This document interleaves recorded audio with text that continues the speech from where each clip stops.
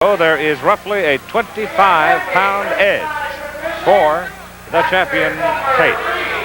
All right, now we'll have the introduction of the fighters by the ring announcer, Donnie Anderson. Introducing the challenger, weighing 207 pounds, from Los Angeles, California, the #1 contender, Mike Weaver. His opponent, weighing 232 pounds, from Knoxville, Tennessee, the heavyweight champion of the world, Big John Tate.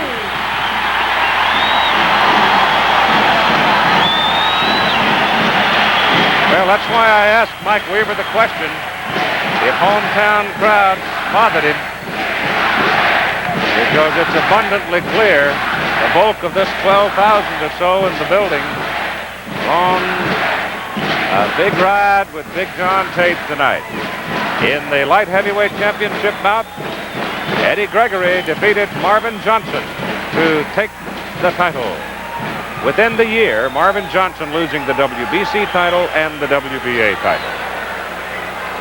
Following the Tate-Weaver fight, we'll have Sugar Ray Leonard and Dave Boy Green from Landover, Maryland, and then we'll go on to Las Vegas to finish the night of champions.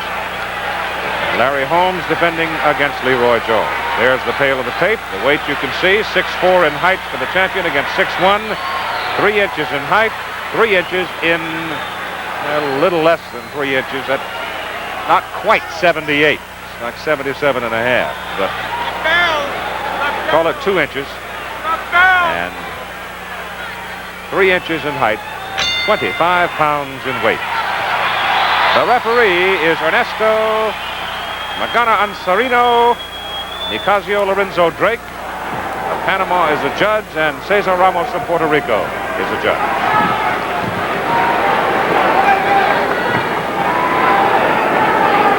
It was a losing bout to Larry Holmes that really started Mike Weaver toward this moment. He had Larry Holmes in a bit of trouble early in their fight. Finally ran out of gas. Larry got him in the 12th. Now he's in against Big John Tate. Thought by most people to be the toughest opponent that Tate has had here. John had 3 fights last year, and he won the WBA title in Pretoria, South Africa, from Coetzee.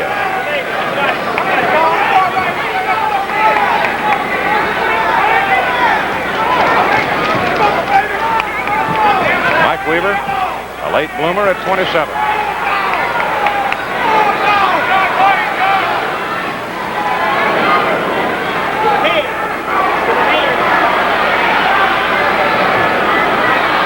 Tate said he fully intended to set the pace in this fight, and so far here in the first round he's doing it. Unloading some heavy stuff on Weaver against the rope.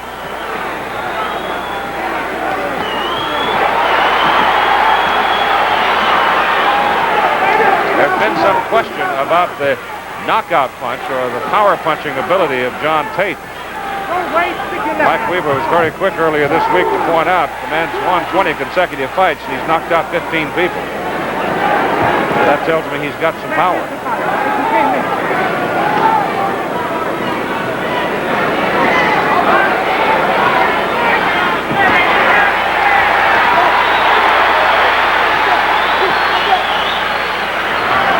Stamina is one factor that we must watch. Tate is brilliantly conditioned, exceptionally so. Stamina, on the other hand, has been something of a problem for Mike Weaver. Heavily muscled man, but still not a big man, really, not a 207.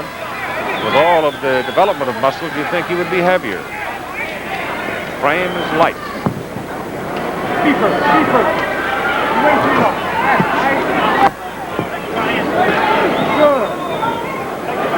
20 seconds to go in round 1.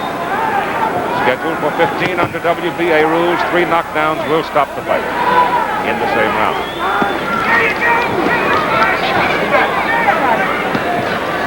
first round is about done.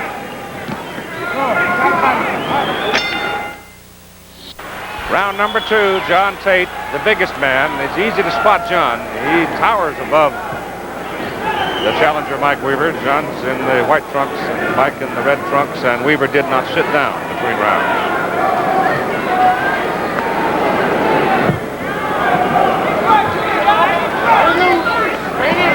Tate, trained by manager Coach Ace Miller and Don Marshall. Mike Weaver, manager is Don Manuel. Chief second is Ray Barnes. I guess one of the things that really got the attention of the people in Los Angeles area, Mike, born in Texas, moved out to Pomona when he was very young, about 2 years old, went to Ganesha High School out there. And one day he had flopped around, hadn't done very well, and he was about ready to give things up in his boxing career. Tate just missed with that right. And he went down and he worked out with Eddie Bossman Jones.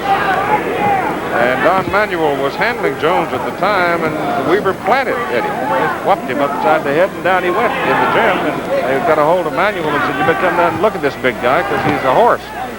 And then later, Weaver was working with Kenny Norton, and again was thinking about giving it up. But Kenny Norton encouraged him to continue his career. And so he had a tough loss to Larry Holmes, and now he's up against Big John Tate. Not that bad to get 2 title opportunities. So quickly, a hard right by Tate and a left by Tate. And that jarred Mike Weaver. 2 hardest blows of the fight right there. Both of them coming from Tate.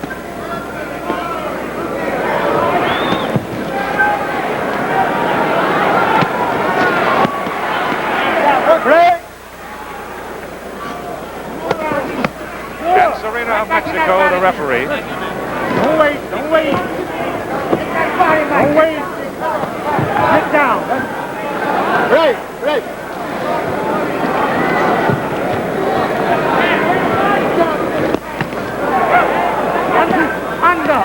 Under.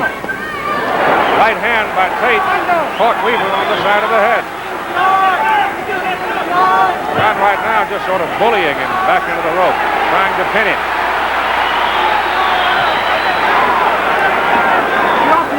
25 pounds is a lot of weight. Left hook by Weaver. Just missed that shot to the head as Tate moved underneath it. Now Weaver, I think, beginning to realize he's got to get out of there. John's leaning all over him. End of round 2. We're into round 3 now for the WBA Heavyweight Championship, and after the second round, Mike Weaver sat down. Tate comes out strong. John has pretty well controlled the pace of the fight from the beginning. Shoved Mike Weaver away as Weaver dug a left to the body. There's a good left hand by Mike Weaver. He caught Tate on the side of the head as John came in.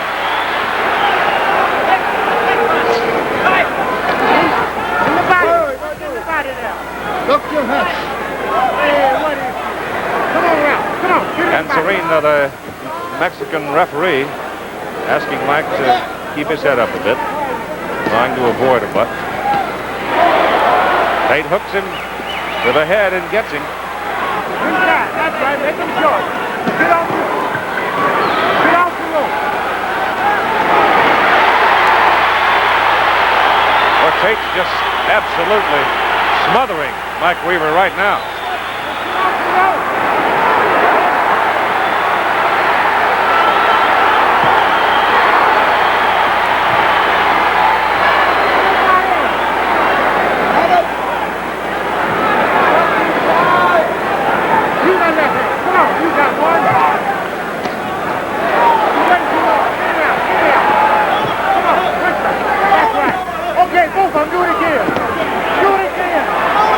Weaver with a good left to the body. Lead right by Tate. I don't think it really did a whole lot of damage. It got the crowd pretty excited, but that overhand right there hurt him. Tate really cutting loose here in the third round with a little more than a minute to go.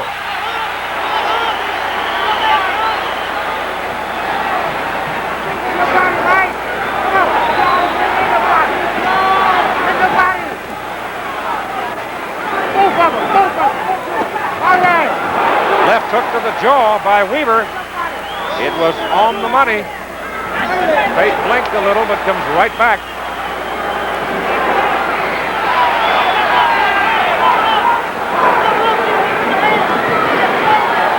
Come on, Mike, don't do it. Do it. Put him together. Over one shot. Half a minute to go. Round 3.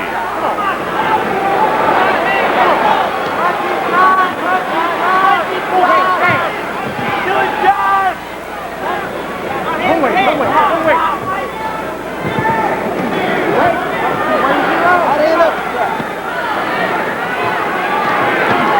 Tate gets him with a right and a left to the body, and finishes with a flurry at the end of round 3. The champion in the white trunks, John Tate. The challenger in the dark trunks, the red, Mike Weaver. This is round 4. Weaver had one good shot in that third round. He caught Tate flush on the jaw with a short left hook.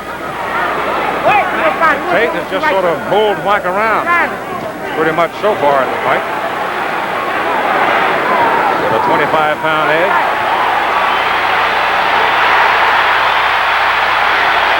Flurry sends Weaver back into the ropes. Not much, a whole lot of punishment in that little group of punches.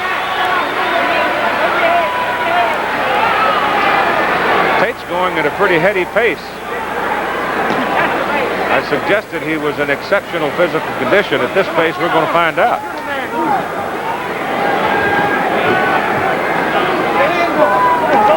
Long right hand got in there again. Another one by Tate. This time it is Weaver with a right and a left hook. Excuse me, Weaver, not Gregory.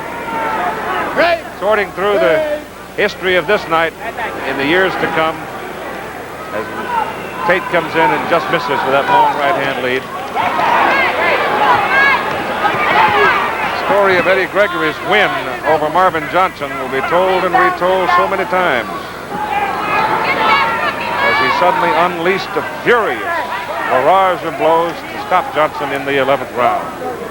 That was the bout that opened the action in our night of champions. Sugar Ray Leonard and Dave Boy Green follow this one, and then Larry Holmes and Leroy Jones.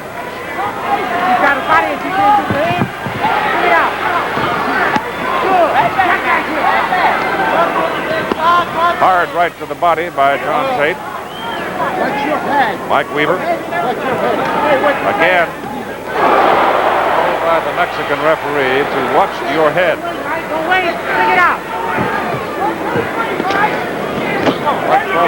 Look, referee, I got enough trouble. This big old tree trying to fall on me. He's taller than I am, and I got to weather the storm somehow.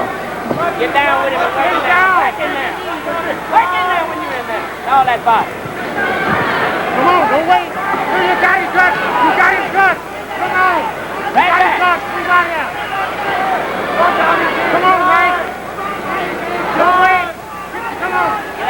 Tate a bit wild. He's spending a lot of energy here in this round with flurries that aren't having any effect. Weaver, on the other hand, is getting a little sharper. Mike's finding him some on that infighting. At the end of round 4. All right, it's round 5. A small cut in the corner of the right eye of John Tate. I told you that Weaver's getting sharper on the infighting, and he found him a couple of times with the left hook and opened up a little cut there. John Tate forcing, got a little wild in the round. Tremendous pace on the part of Tate, and he has been told by Ace Miller, pace yourself a little bit here in this round and get your breath back. So John looks like he's going to stay outside a bit here, and he's got an advantage in reach, at least 2 inches. Now all of a sudden it's Tate moving away. It's the first time it's happened in the fight.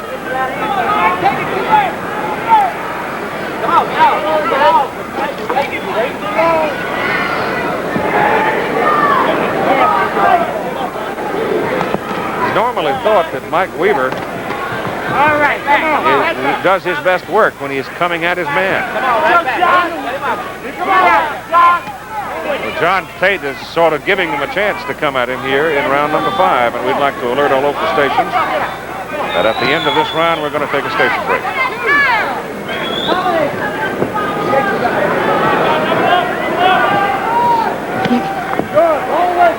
Right hand off the arm, John Tate.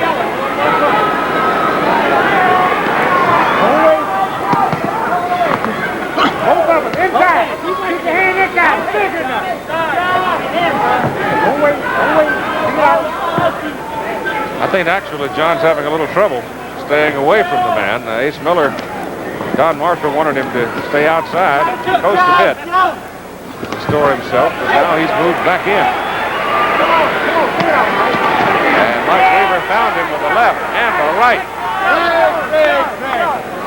Caught him in that right hand as John was coming in. All right. Which one when he got it? Get the left hand working. Good job. Come on, George. Don't wait, Mike. That's right.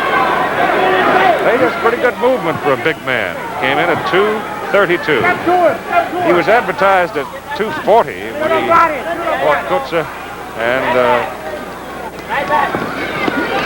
Kutsia, but he said he never weighed 240. He's never been heavier than 237.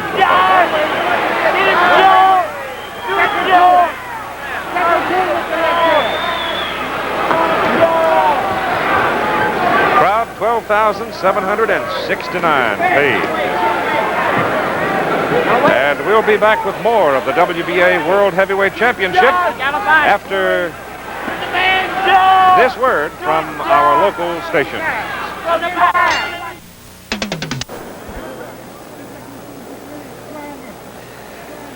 There's Larry Holmes in Las Vegas, the WBC World Heavyweight Champion, waiting to defend his title later tonight against Leroy Jones. Larry Holmes holds the victory over Mike Weaver, and it was Weaver's showing against Larry that earned him this opportunity. John Tate, who had a small cut open in the corner of his right eye back in the 4th round, had it reopened in the 5th. Now apparently Big John has got his wind back because he once more wants... Oh, good right hand by Tate. And wobble Mike Weaver some.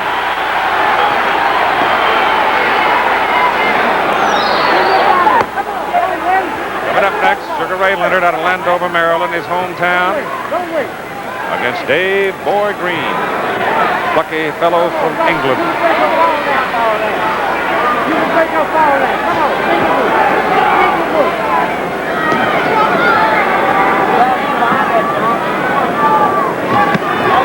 Tate, a little amateurish there. He took a big lunge at him and got whacked along the side of the head for making that mistake. Mike Weaver, very poised so far in this fight. Conserving energy, perhaps, waiting to open it up. Tate has just sort of bulled him around, except for the 5th round, which appeared to be Mike Weaver's best round. Do it again, come on. Mike just missed with that whistling right.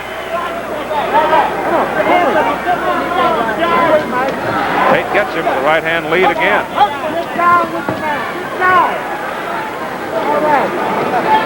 The champion in the white trunks and the challenger goes to the head and the body and scores with both the right and the left that time.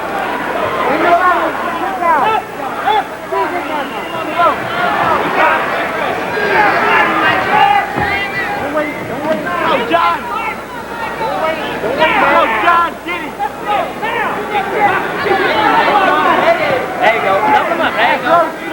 Weaver now starting to find Tate's head a little bit with that left jab. And the right eye is getting a little puffy.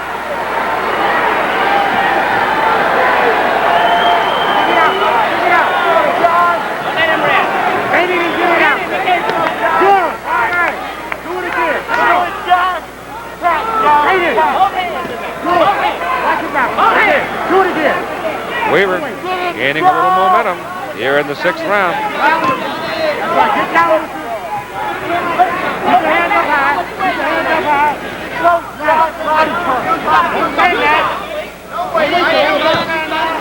Round 6 is about over.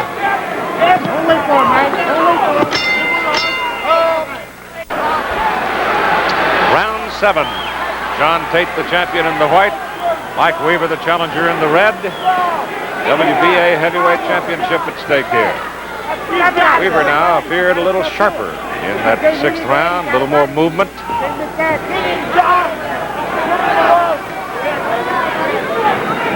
Tate's right eye, little puppy. Left hand. Don't wait. Weaver getting through. Right hand along the side of the head of Tate by Weaver. Both hands. Put the heat on him. Put your hands down.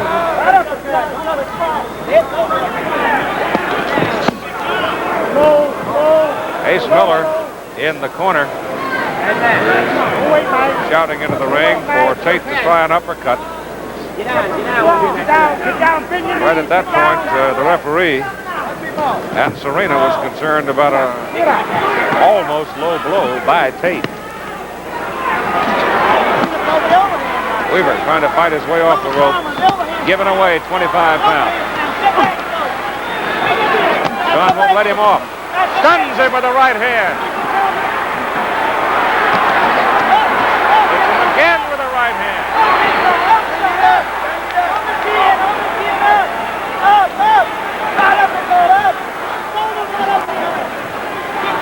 Pretty good pummeling right there in the corner by John Tate. Come on around. Come on. Put the left hand out there.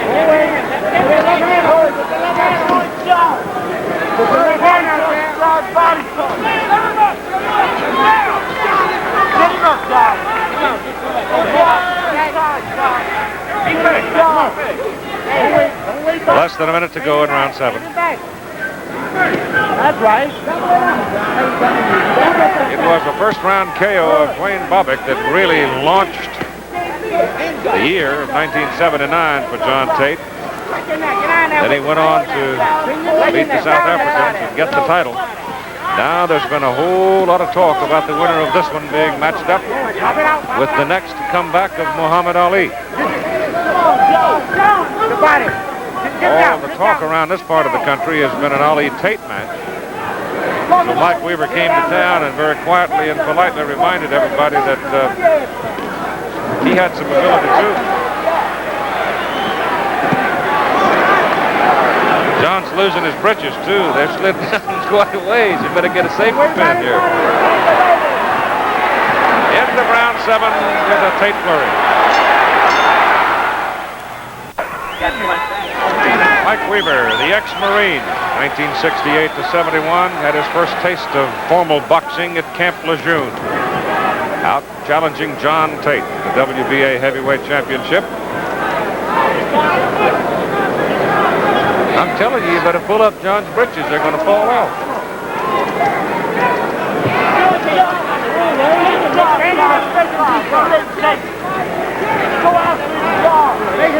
Come on.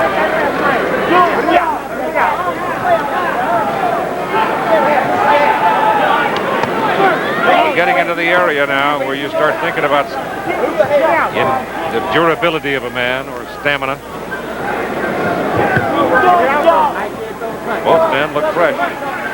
Still good movement by Tate, the bigger. Oh, good right hand by John. He's getting home with that right hand lead a lot. So far, Mike Weaver has been relatively impassive in the aftermath of it. Really hurt him, I guess. Looks like they've been able to control that little cut in the right eye corner. Just at the edge of the right eye. Tate. That's a quick, good overhand right that time by Tate. It's a good, quick, solid left by Weaver as well.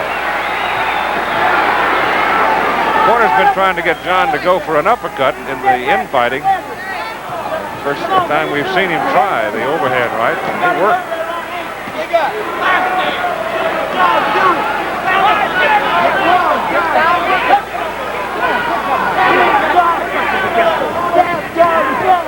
There's a left and a right by Weaver to the head of Tate. Keep your hands inside. Right back. Come on, right back. Come on. You're waiting too long. Right back. Bend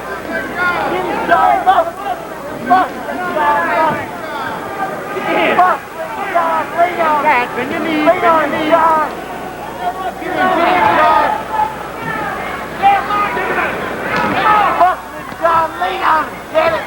We're in round 8 with 12,769 people in the Stokely Athletic Center here at University of Tennessee.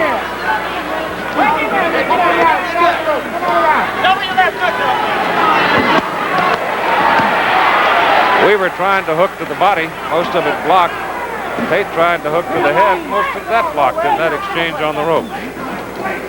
Wait to roll. To the body. To the body. Now step back and slam back. Snaps his head back for the uppercut as we come to the end of round 8.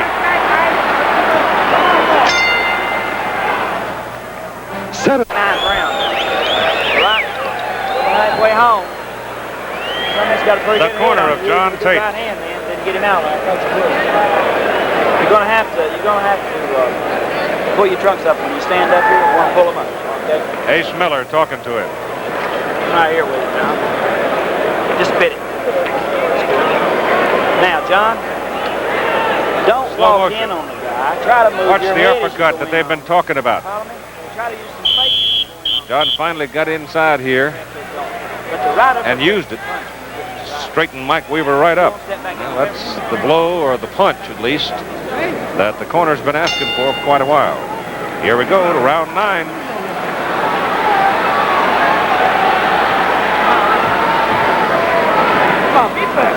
Push yourself. Let's look. Tate's been in control of the fight from the very beginning.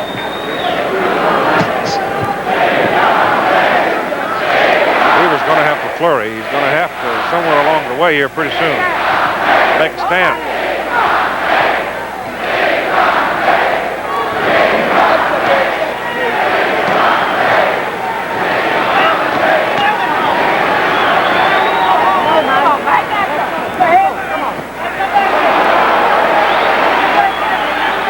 Right hand snapped onto the jaw of Mike Weaver, but didn't seem to show any effect from it.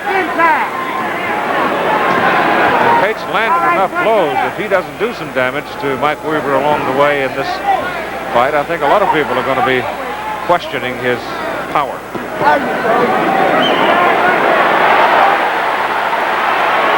Right now, Weaver may be in trouble. Grimacing as Tate hit him hard on the upper portion of the head. Did not appear he got him in the jaw area. Mike hooks hard the side of Tate's head. John's got him pinned here on the ropes. Tate's been all over him all night except for 1/2 of one round. With a crowd of more than 12,000 roaring in the background. He's their man, Big John.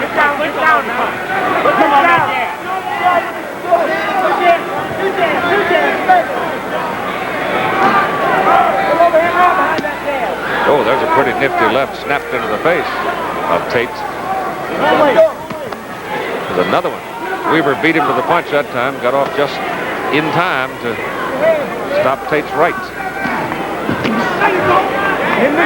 Left hook was in the face of Weaver.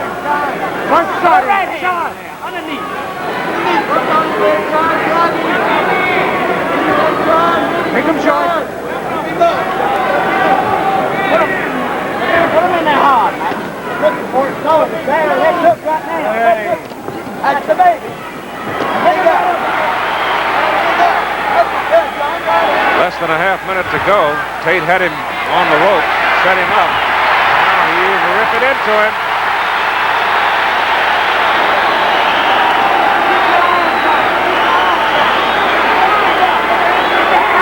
Arms are getting a little low on Mike Weaver, too. Be a little tired after 9 rounds of this. You're fighting for the heavyweight championship of the world. You're not throwing into punches. You've got no chance to win the fight if you don't go out and throw some punches. I think that pretty well sums up the circumstances right now.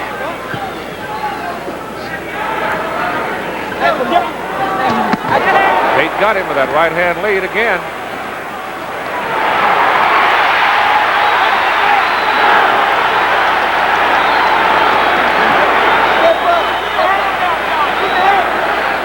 Neither man has been down. Tate cut very slightly in the corner of the right eye, but otherwise, Mike Weaver doesn't appear to be marked. But he's got to be getting a little sore and tired. Right there. Got the right hand right there. Walk around. Get off the rope.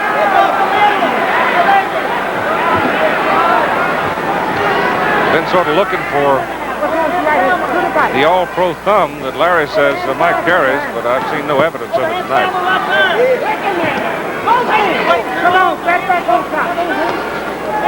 The particular glove they're using tonight also does not have the prominent thumb that another brand of gloves has, so that might also account for part of it. One brand of glove has a very big thumb. This one has a smaller, less obvious thumb enclosure. This particular glove.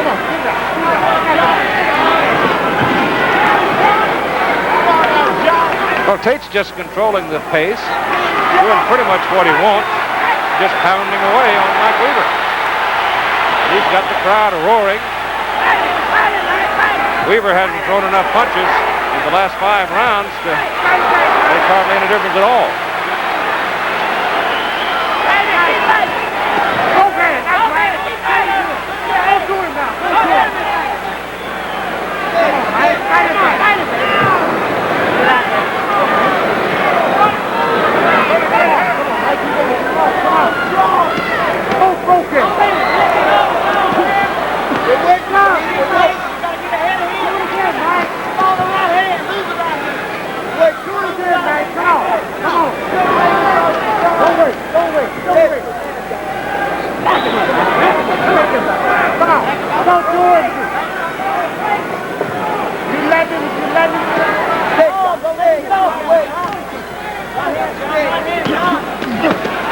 All right, we've just about finished 10 rounds here in Knoxville. Let's go to Las Vegas right now. Howard. All right, we're in Larry Holmes' dressing room. We've been watching the Tate-Weaver fight together. Your view of it thus far? Well, Howard, as you can see, that Weaver didn't go there to fight. He just went there to try to survive. I think the people who's viewing this, watching this fight, they know who the real champion is. Larry Holmes is the world's champion, the baddest guy in the whole world. And when I destroy Leroy Jones tonight, they ain't got nothing else to say. Hey, I'm a fighting champion. You'll destroy Tate, too? Destroy all of them, Howard. I'm going to be the baddest. Tate doesn't impress you? No way. Tate does not impress me. All right. Quick, to a degree outspoken, confident Larry Holmes. His fight yet to come. Right now, let's go back to Keith Jackson, Knoxville, Tennessee. Big John Tate against Mike Weaver. All right, gentlemen, thank you very much. Into round 11 we go. Off the campus of the University of Tennessee. Sugar Ray Leonard, taped and wrapped and ready. I'm sure Dave Boy Green is all pumped up, and they'll be next in our Night of Champions from Landover, Maryland.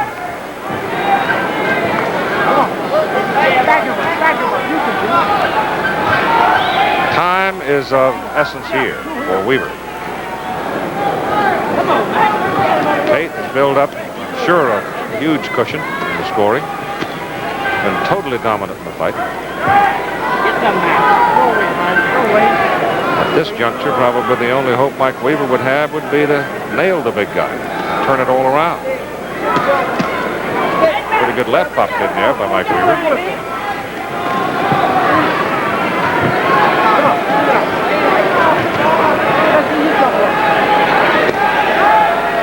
He went 12 in his bout with Larry Holmes.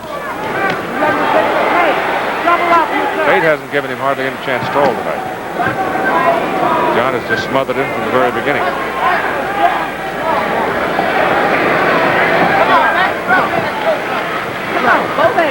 Larry put him down and out in the 12th in their bout. What's wrong with the right hand to the body? Come on. Right hand to the body. Right. Right now. Right now.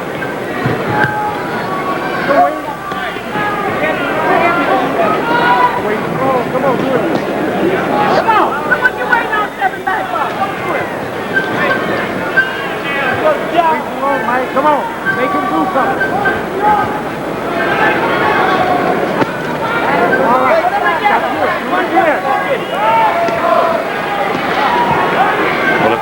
Tate so far. So far, John has not been able to put his man down. Mike Weaver, on the other hand, unable to mount any returning offense.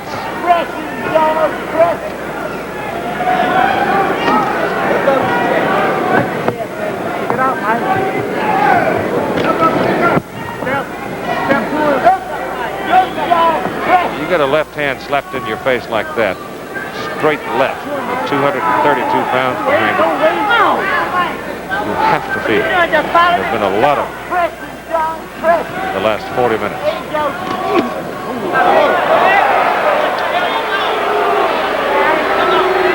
Mike Weaver getting a word from Anzarina about that low blow.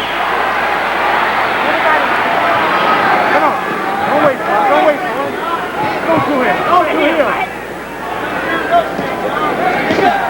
Well, 11 rounds of John Tate's first defense in the books.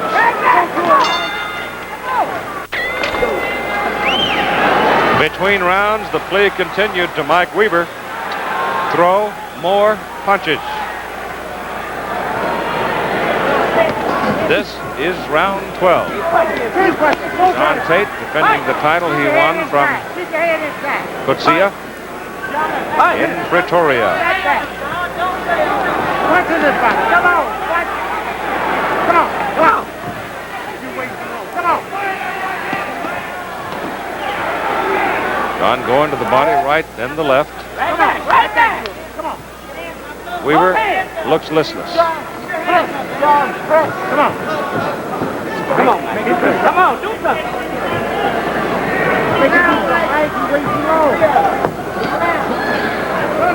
Come on, follow him up.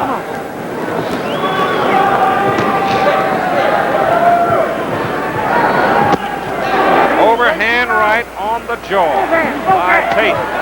Wicked left hook by Weaver. Tate goes back into the rope. Tate may be hurt. Weaver hits him with a right hand. Weaver's trying to get him.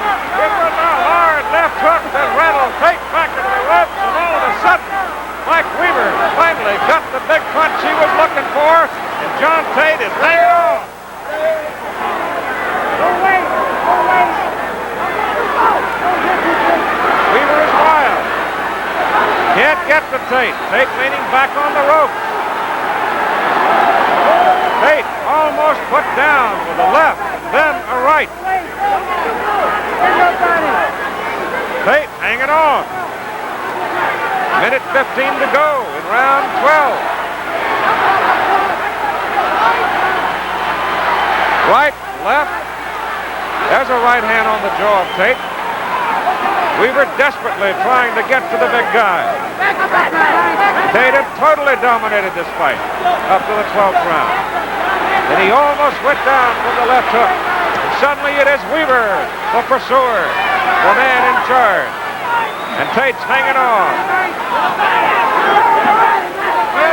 First time in the fight that Tate had been jarred.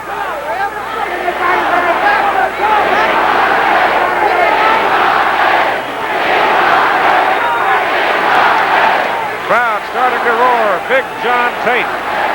Weaver continues to pursue him. Mark under the left eye of John Tate. Weaver's got him pinned in the corner. Can't seem to get through it and do any damage to it. Weaver still chasing his man. Wailing away. The closing seconds of the 12th round. But Tate's going to escape it.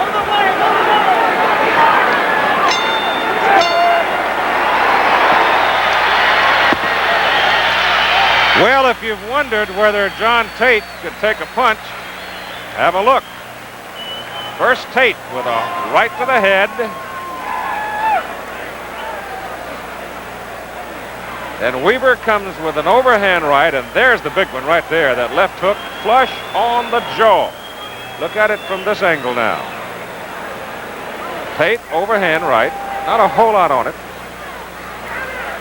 Goes to the body, comes back over the top.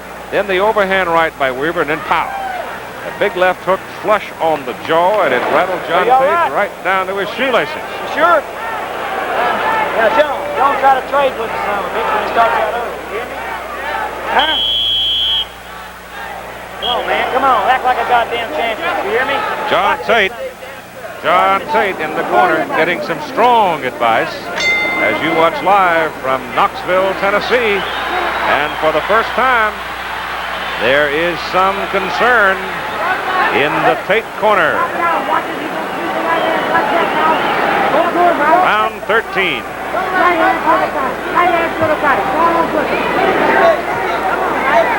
Weaver had him going, and then Tate got away. John moving easily. Weaver looking for a hold. Land one more big one, or two or three. There's the left, partially deflected by Tate. Almost got it in there.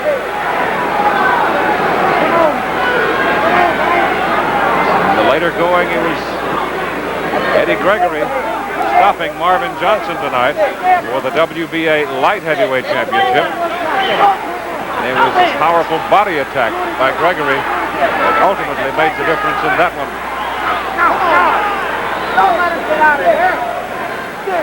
We're looking now at the WBA heavyweight champion John Tate, the challenger Mike Weaver.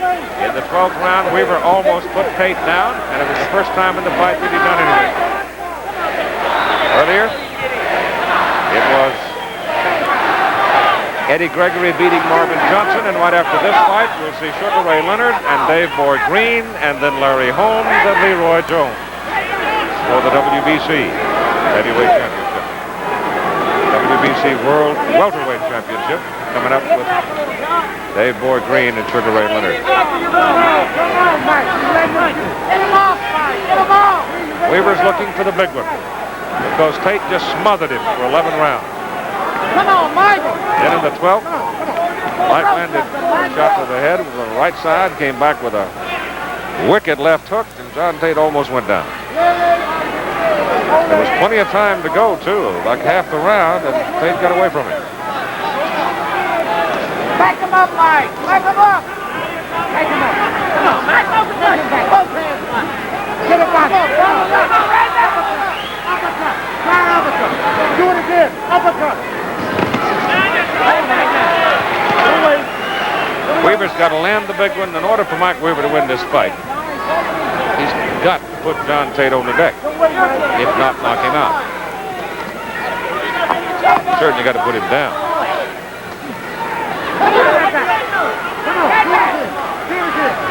Take one in that fight. Come on, Mike.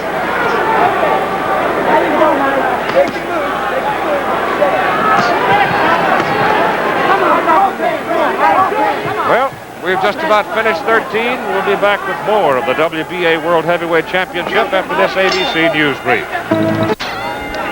Okay, Ted, thank you very much. And again, we look in on Messrs. Tate and Weaver with round 14. Weaver pressing the issue now. He's in a posture of desperation, no question about it. Watch the hold it. Right back, Mike. Right back. Okay, get up. Do it again, Mike. Go to her. Go to her, Mike. Back it up, Mike. Come on. Come on. Keep your hands on the floor. That's right.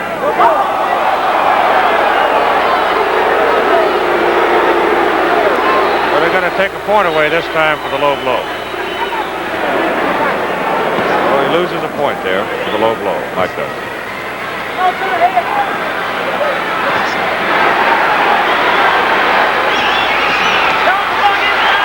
Left and right by Tate. Weaver's had one big round, the 12th, and he almost put the champion down with a right-left combination. There's the right hand. Not much in that one. Tate just rolled back in the wrist. Didn't have all that most force in it. Come on. Come on, this, Mike. Right back on top of it. Come on. Throw that right hand, Mike. Throw that right hand. Throw it, Mike. Way too long. Go do it faster.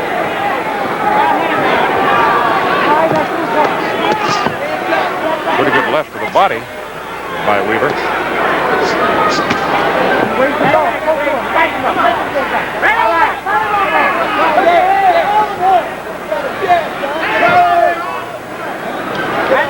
Back him up, Mike. Back him up. Drop down, Mike. Drop down.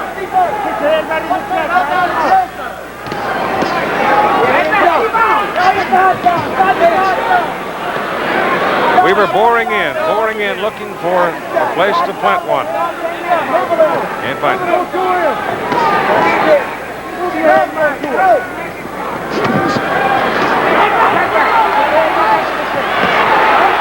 Good, hard, chopping right hand by Tate. Caught Weaver coming in. Another right by Tate.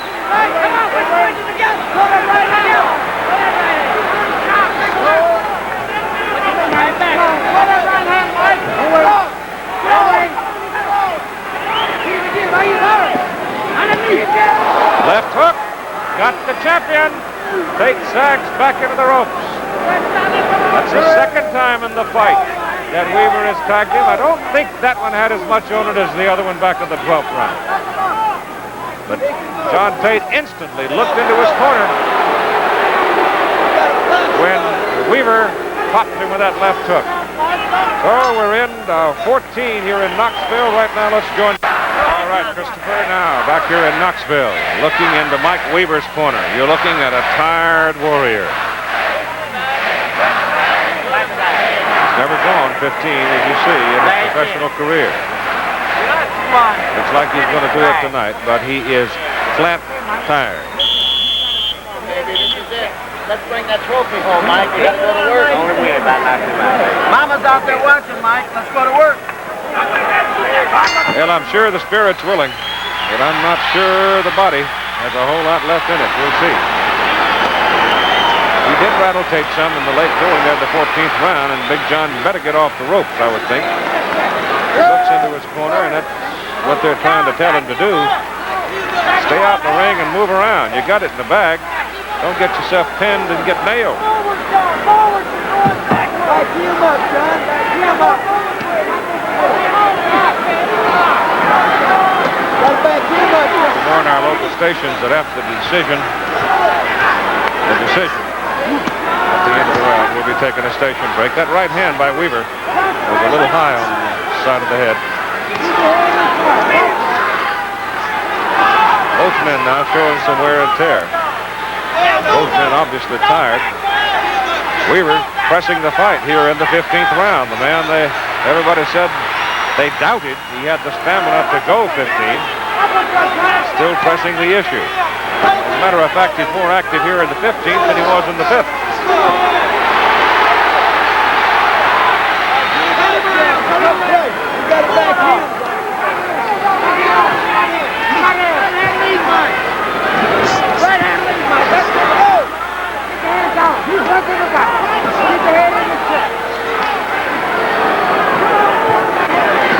Tate has a 25-pound edge, though, and that makes a difference when you get into a situation like this where everybody's flailing away or where the other man is desperate. Got that much of an edge, you can tie him up. I see some blood on the shoulder of Tate. That's got to be coming from somewhere. And so far, I haven't exactly seen where. There's a overhand right high on the side of Tate's head by Weaver. I guess Mike's nose is bleeding a little bit. Maybe what it is. Left, Tate goes down in his face. Weaver hit him with a left hook, and Tate is down. He is just beginning to move. The fight is over. Weaver has knocked him out in the 15th round. With less than a minute to go in the 15th round, Weaver knocked him cold. Incredible.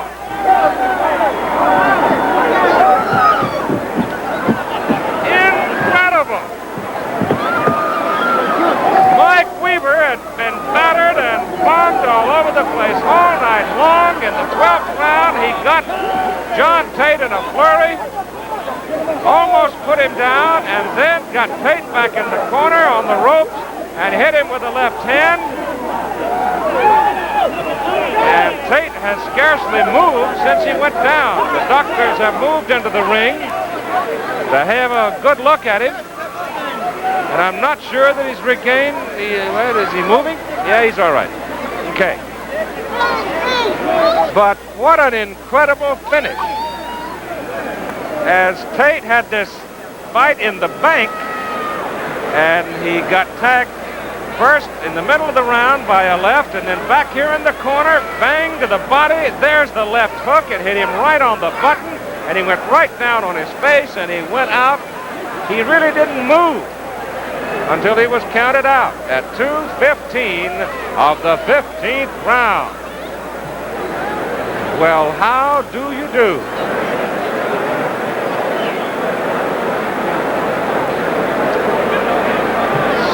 Stunning turnaround, absolutely startling. Tate now is up, sitting, still stunned from that crushing left hook by Mike Weaver. His corner had yelled at him for at least 10 rounds. Throw some punches, go out and fight the man. Well, he started in the 12th, and in the 15th he ended it. There's the right to the body. Here's the left hook that ended it. Pow! Right there. Mike Weaver is the new WBA heavyweight champion.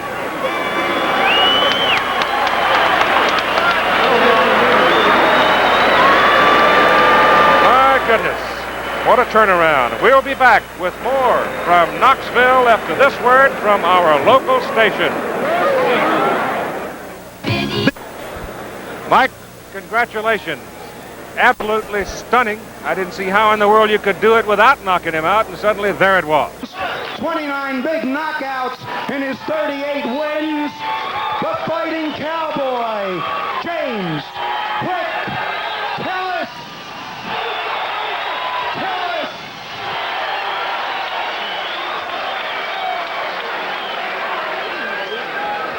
His opponent in the blue corner is from Atlanta, Georgia.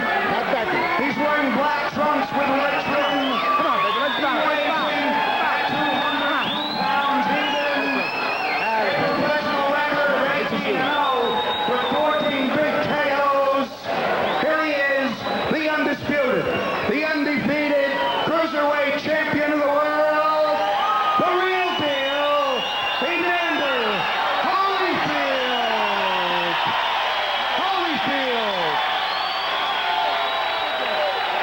Okay, you guys, I gave you both instructions in the dressing room. I want to caution you again, obey my commands at all times. Shake hands and good luck.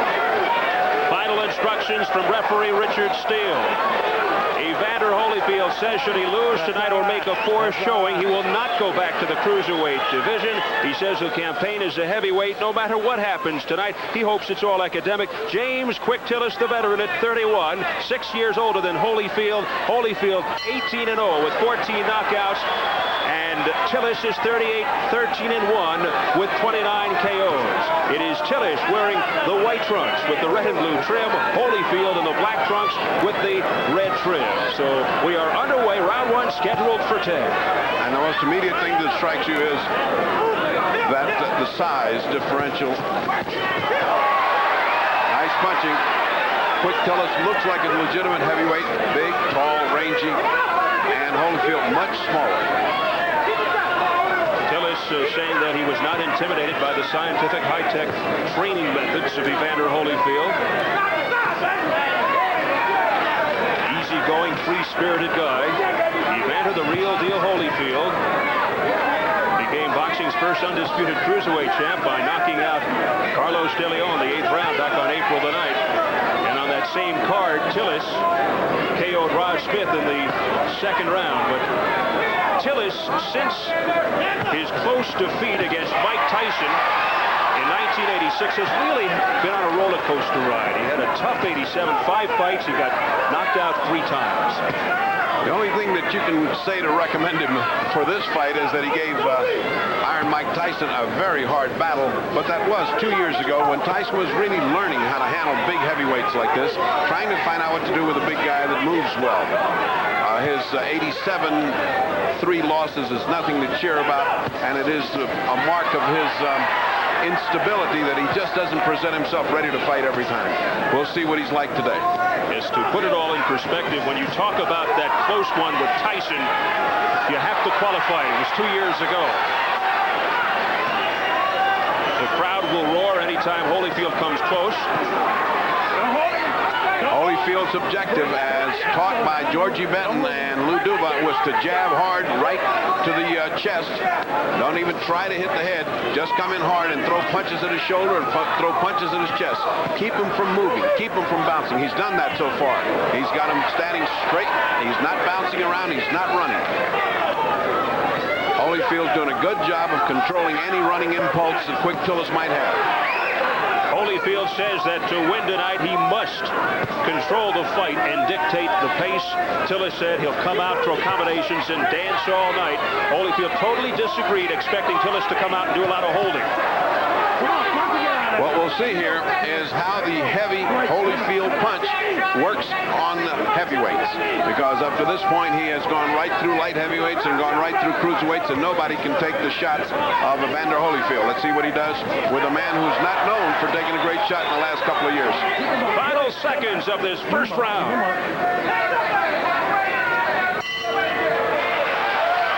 Round one is history. The first round for Evander Holyfield as a heavyweight. Lou Duva, George Benton, Ace Barada in the corner.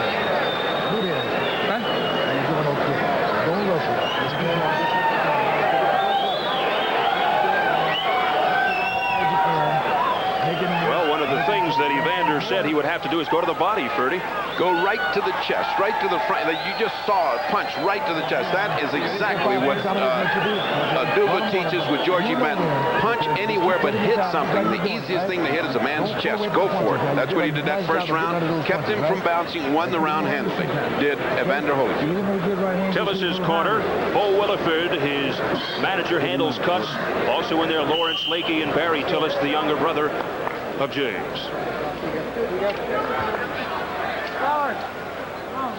Tillis did not show or manifest a great desire to fight toe-to-toe nor to run. He simply did not much. Round two, it's scheduled for 10. A battle of heavyweights. The heavyweight debut for Evander Holyfield in the black trunks with the red trim. Tillis in the white trunks with the red and white trim, red and blue trim. There's the jab that Holyfield is famous for. He's also famous for his hand speed and his quickness, and so far it doesn't seem to have suffered despite putting on the extra 12 pounds. That's evident, and that's what if you're watching this fight to score Evander Holyfield progress into the heavyweight, notice his hand speed. He's just faster than the other guy by just a hair, but he gets it off first and it lands first, discombobulating any offensive plans that Quick Tillis might have.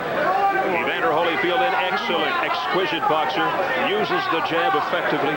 All business, not a showboat. That was more a push than anything else. Oh, that was more sloppiness than anything else from Quick Tillis, who's already starting to be a little sloppy. You didn't need to do that. That was too far back to lean into the ropes. He's going to be very careful against Evander Holyfield or he's in trouble. He's holding his hand up, but he's pulling back from a punch. Evander will eat him up if he keeps pulling back like that, because he is not Muhammad Ali. He doesn't have that speed and ranginess to avoid a punch going back. Tillis claims that Holyfield fights off balance. Well, a lot of that off balance is the punching and pushing that Holyfield is doing right now. James Quick Tillis won his first 20 fights, won his first 12 by knockout, thus the nickname Quick. And he used to move a lot quicker as well in the ring. And he said tonight he would like to move in and out side to side. There's a left, a stiff left by Holyfield on the inside. Well, he's going to have to change his name to Not So Quick Tillis, because he's getting outspeeded and slugged. Here's an assault by Holyfield. And the crowd reacts. Compassionate crowd of about 5,000 here in the outdoor arena at Caesars Tahoe. Cooling off, making it very pleasant for the fighters and the fans. For one of the fighters. The other one isn't having too much fun right now. Tillis, still no offense from Tillis. Still nothing to scare off or hold off Holyfield. Whether he's trying to lure him into a sharp punch, you won't know, but he may find himself on his back waiting for that lure to happen. There was one. What a great example of hand speed. A hard right by Holyfield. That stunned Tillis. And Tillis holding on with 9 seconds, 8 seconds left to go.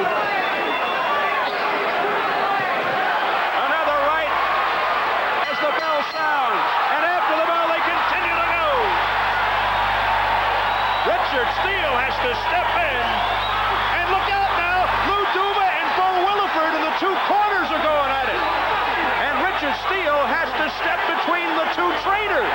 There's no room in boxing for that. There is no room in boxing for that kind of nonsense. That's hooliganism at any level. That should not be allowed. One of the most bizarre incidents you'll ever see. When tempers flare like that, experienced hands like Lou Duva and Williford should know better than to try to go at each other. That's sometimes called maturity. Let's look at the end of round 2. Let's see how things develop. Well, you can't hear the bell, but you could see that the fighting continued. Duva then held on to Quick Tillis so there wouldn't be any continuous action. Williford misinterpreted that and came in. That should never have happened. Never should that have happened. And here we go. Round 3, and this crowd is revved up. Well, one of the things it did was wake up Quick Tillis because he's mad. Up to this point, he's just been willing to be waltzing Matilda and not do too much fighting. He woke up. Now, I can see if Holyfield continued to punch Tillis while he was being held by Duva, that's one thing. But Williford could not see that, apparently from behind, and did misinterpret. Well, there are specific rules which go to the conduct of a cornerman. He is not to be involved in any brawl, much less precipitate one or start one. They could be in line for a stiff fine. In the meantime, Evander Holyfield continues to pick up the pace. His hand speed is awesome tonight.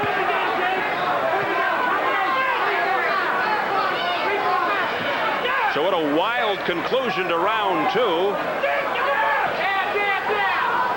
And you wonder if something like that could eventually lead to a disqualification, but so much at stake here tonight. Well, the two fighters weren't the ones who were getting hurt. It was two older guys that should know better. I don't think their cardiac system is meant to fight at this age. Lou Duva, who is known as the Chief Operating Officer and Head Trainer, as far as Team Holyfield is concerned. Bull Williford is a manager. Well, both have been fighters, and both are short-tempered men, both of them. And, of course, we've seen that happen with Lou over and over and over again. Past the midway mark, round 3. Things really heating up at the end of round 2. And so far, this third round uneventful, relatively speaking. After the second round, it is a peaceful round, but the superior hand speed and ring generalship of Holyfield is vastly, evidently superior to Tillis, who went back to slow motion after a pretty peppy start. One of the tests that Lou Duva and everyone in the United States is waiting to see is how will Holyfield react when he feels a real heavyweight punch. And that was a heavy right by Holyfield. A right to the body by Holyfield that pushes Tillis back into Holyfield's corner. It's that kind of punch to the body that makes Quick Tillis wish that he was back on the range punching cattle. They don't punch back. Back in Gibson Station, Oklahoma, 50 miles southeast of his home in Tulsa. Less than 30 seconds, round 3. An attack by Holyfield to the head and the chest. A beautiful attack. Double jab, right hand, hook after it, and followed with a series of combination punches. Tillis covering up well. And a good right by Holyfield that landed a combination by Holyfield. And Tillis hangs on. Heading for the bell, round 3.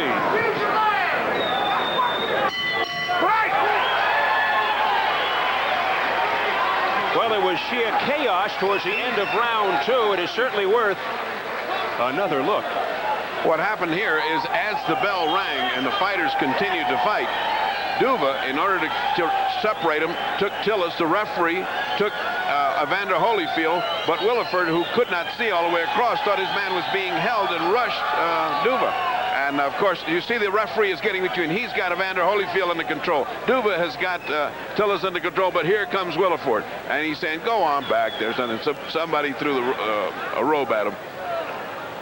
And did you notice on the right-hand side of the screen what happened there? Tillis and Holyfield hugged. So let these old guys fight. Let's just have a little fun here. Here we go, gentlemen. A lot of Vaseline on the face of Tillis. Now Williford, one last rub. Tillis is trying to time the rushes of Holyfield. He's willing to take 2 or 3 shots. He feels he can catch him coming in, which are the punches that hurt. When you hit a guy coming in full speed and you're throwing your punch from your shoulder, those are the kind of punches Ali used on Foreman in the jungle that stunned him. And that's what he's trying trying to do, but it hasn't worked. There he comes. Combination by Tillis, round 4, scheduled for 10. Live on Showtime from Caesars Tahoe in Lake Tahoe, Nevada. Gorgeous evening capacity crowd, about 5,000 to see Evander Holyfield's heavyweight debut. And the action picking up again. Again and again, at the risk of being repetitious and monotonous, it is a question of hand speed, reflexes. That's what this boxing game is all about. It's a very young man at the top of his form and a guy sliding into oblivion that you're seeing here without the reflexes. When that happens, the equation usually goes to the man with the sharp reflexes. Holyfield's chin has yet to be tested. He has yet to be hit hard.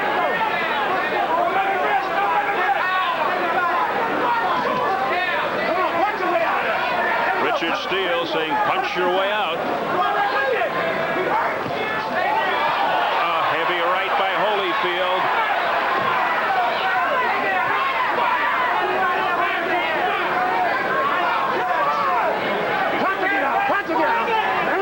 Tillis willing to punch and grab, trying to take and buy time. Whether he thinks the later rounds will be his, because Holyfield with an added 12 pounds and this advantage of the altitude might make him tired, but right now it doesn't look like he's even breathing hard. Evander is doing very well, and Tillis looks like the boxer who is going to be exhausted.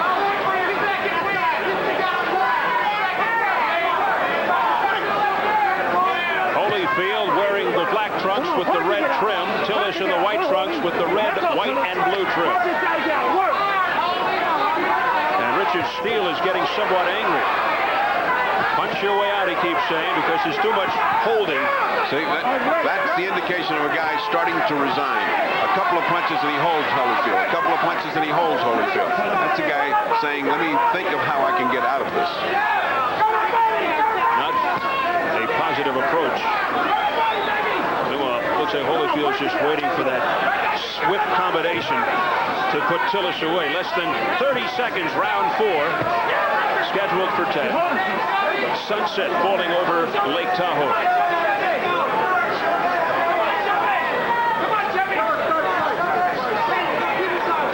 Holyfield likes to set up that devastating right with the left jabs.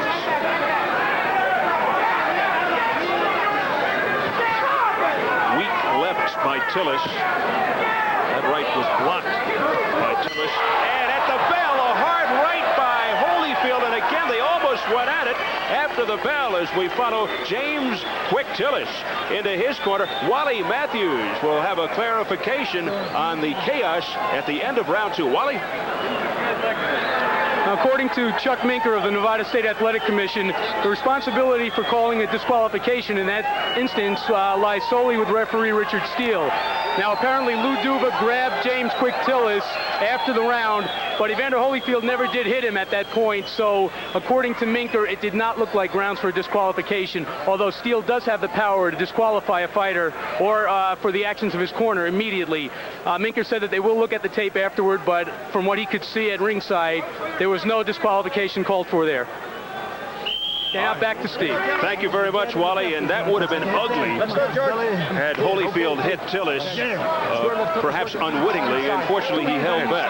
It's very hard right when the bell sounds. It's just hard to hold a punch back, and one punch isn't bad. 2 or 3 are something else. I mean, as far as disqualification of that little riotous incident, I didn't think that was called for. I thought a mild fine and a hand slap. Don't do that again. Here's a $100 fine for you. That's something else.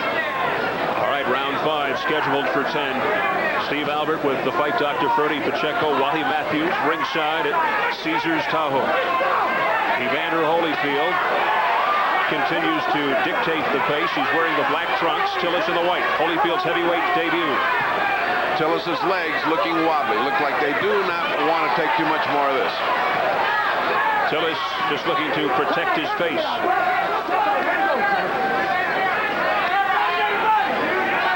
Tillis looks spent. Yes, he does. He's been looking spent for about the last 2 rounds. The pounding he's been taking. Oh, a combination by Holyfield. A blistering assault. And Tillis just throws him away with his right glove. The uppercut by Holyfield. We're seeing his entire repertoire here. And And what he's learned in the awful fights that he had to fight with Ocasio and De Leon was patience. Patience. Pace himself. Don't go crazy. And that's certainly holding him in good stead. He's fighting his fight. He's not getting nuts. He's just going at Tillis, chopping him down bit by bit. Tillis, for his part, doesn't seem like he's got an idea in his head as to how to hold off Holyfield, merely trying to last the rounds. Evander Holyfield, 12 pounds heavier than his last fight when he won the World Cruiserweight Championship, unified the title. He was 190, he's now 202. Tillis checks in at 210. He was 228 when he went into training. But he says he's in better shape now than when he fought Tyson 2 years ago. But so far it's been Evander Holyfield controlling. Come on, your hands are free. Your hands are free. Holyfield, let's fly. Oh, and a right by Holyfield. And Tillis looks like he's looking for a place to land. He's looking for a good excuse to go down. A couple of good shots and he'll be gone. Thunderous drives by Evander Holyfield. Tillis with his hands down. Give Tillis credit. He's taking those shots. He could go down under any one of those. Let's see if he can survive the 5th round. Approaching 20 seconds remaining. After all, this is a man that a couple of years ago took everything a young Tyson had to give. So if his mind is set, oh, what a punch by Holyfield. And he followed up with a left and a right and another left. And Tillis is in trouble. Final seconds, round 5. Can he make it to the bell? He hangs in there. It was almost as if Holyfield sensed this time that the bell would sound. And he stopped punching just a second before the bell rang. So 5 rounds complete, and Tillis being rocked. Let me call the doctor. How you feel, man? Let the doctor up here. Heard something about getting a doctor. Yeah, they're calling a doctor up. Quick Tillis. Apparently, that's one way to get out of there. Dr. Edward Dene checking Quick Tillis. Let's see if he can hear what the doctor's saying. Okay. You want to fight? It's all over. The doctor apparently advised Richard Steele, and Steele signaled all over. Evander Holyfield has won his heavyweight debut, stopping James Quick Tillis after round 5. Certainly a good introduction into the heavyweights. If there's a negative that can be found, it will be found, and it will be that he doesn't punch hard enough to knock out anybody, which is would be, in my estimation, nonsense. He punched very well. He showed a great deal of hand speed. He showed a great deal of accuracy in his punching, patience, a mature attitude toward the thing. I think Tillis was just in there for the last 2 or 3 rounds taking punishment. I don't think it was wise of him to have come out for this round. And although the fans, I'm sure, are disappointed, I'm sure he's disappointed, it was rather pointless to come out and get knocked out. So Evander Holyfield, 1-0 as a heavyweight, 19-0 overall with 15 knockouts. And he's going to celebrate tonight. We'll take a look at the final moments. Well, you can see from the accuracy. Look at that uppercut, and look at the head, the way it bobbles. You know he's in trouble. He is dizzy. The punches are now beginning to rain on him. The effect is cumulative. If that round had been another 10 seconds, he would have been knocked out. And the point of having the doctor come up was excellent. Richard Steele was perfect in his judgment. The doctor was good in his qualification. And I'm glad that Bo Williford didn't get brave, and I'm glad that the fighter himself didn't insist. I didn't see anybody raise a button. No, I want to continue. Very wise on the part of everybody. A good first test for Holyfield. I think his people should be satisfied, and I think the category of boxers should now be much higher than Quick Tillis for his next fight. Good night for Lou Duva and company. Frankie Panchito Warren and Evander Holyfield victorious. Wally Matthews is standing by in the ring. Ladies and gentlemen, here's the official word. On the advice of the ringside physician, Dr. Edward Dene, referee Richard Steele stops the contest. James Tillis, unable to answer the bell for the 6th round. Your winner by 5th round, technical knockout. 208 pounds, James Quick Tillis.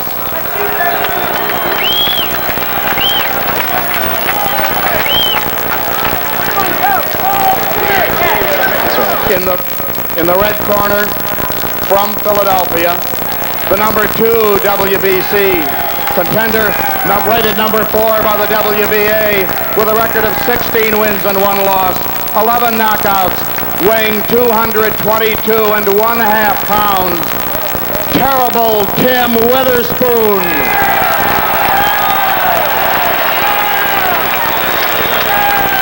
The referee is Pete Rademacher. The judges are John Cerrone from Akron, Tim Figley from East Palestine, and Dwayne Ford from Las Vegas. Gentlemen, you've got 12 rounds to fight. It's a title fight, and I want you to fight hard and fair. Keep your punch up off the kidney, off the back of the neck. Don't pull each other around.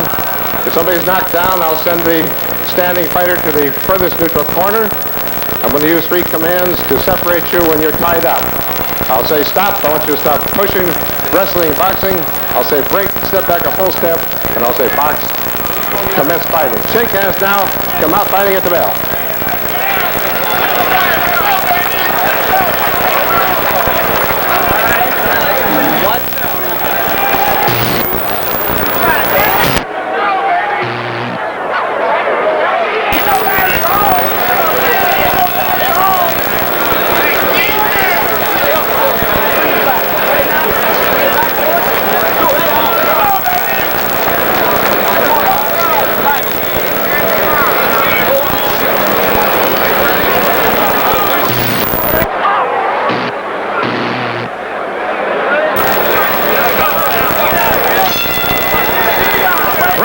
James Tillis on the right, Tim Witherspoon on the left.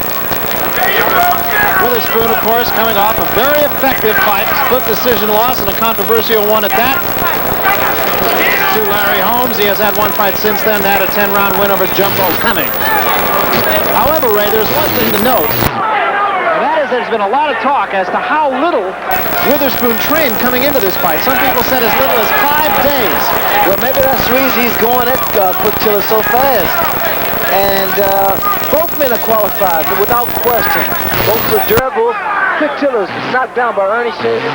And I thought it was history, but he got up and he went on to win a decision. That was a slip. Tillis is a guy about whom there was a lot of things said as to being a potentially terrific heavyweight, and he's never really realized the potential. James Tillis has so much natural ability. He just hasn't taken advantage of it.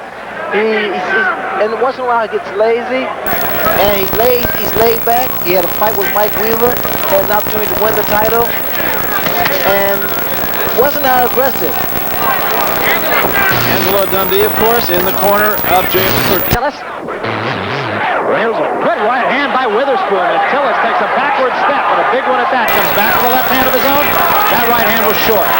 That one was not. That Tillis' legs buckle, and that might be it. It was 2 solid right hands. That's it, Barry. And Tillis is up, but very, very wobbly. Let's see if Pete Rademacher lets this one go on. What he should do is he should grab and clinch, hold Witherspoon, clear his hand. He is still very hurt, very wobbly.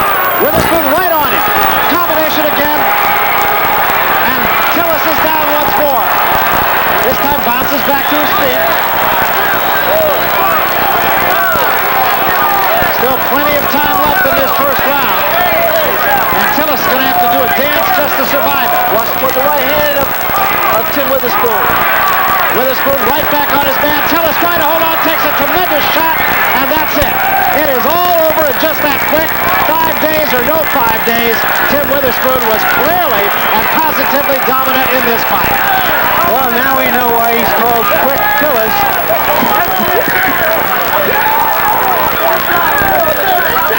Well, Witherspoon, obviously a man with something to prove, and wanted to prove it early. In the other corner, Tillis looks on, saying why they stop it, and I don't think there was any question amongst this crowd as to why they did.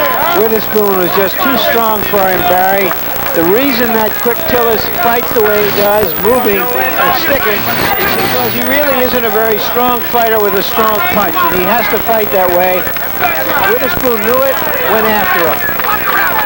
It was not afraid at all of Tillis, and as you can see, he staggered him with that right hand, and then that second right hand picked up Tillis's left leg right off the ground. And what I like about that is the fact that the first right hand put Tillis in trouble, and Tillis here just crumbles to the canvas. You know, going into this fight, Angelo Dundee, who trains Tillis, called Witherspoon a union fighter. He says he'll only throw 20 punches in a round, and that's it. Union fighter? Well, he's got a bonus of 10 coming But I next time. think maybe that was the Witherspoon before Larry Holmes. He's obviously full of confidence about himself. I think he's a legitimate hopeful to become the heavyweight champion someday. With those right hands and left jab, even the left jab was very effective by Tim Witherspoon. So you look at the very happy winner with good reason, and you really have to think that fight with Larry Holmes, even though it was a split decision loss, really did wonders for the confidence of Tim Witherspoon. Right now, let's go to the ring announcer, Don Coughlin, for the official decision. The new North American heavyweight champion in 2 minutes and 16 seconds, Terrible Tim. Ranked the WBO #2 contender, introducing Richie Woodhall.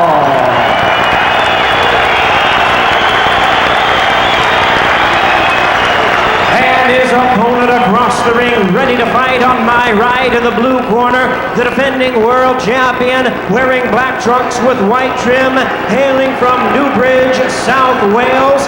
He weighed in at 11 stone, 13 3/4 pounds, or 167 3/4 U.S. pounds.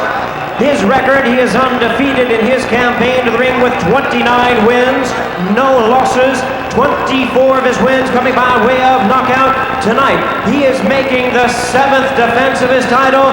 Here is the undefeated WBO Super Middleweight Champion of the World, introducing Joe Calzaghe. Once again, our referee in charge of this bout, Roy Francis, now to give instructions, 12 rounds of championship boxing schedule.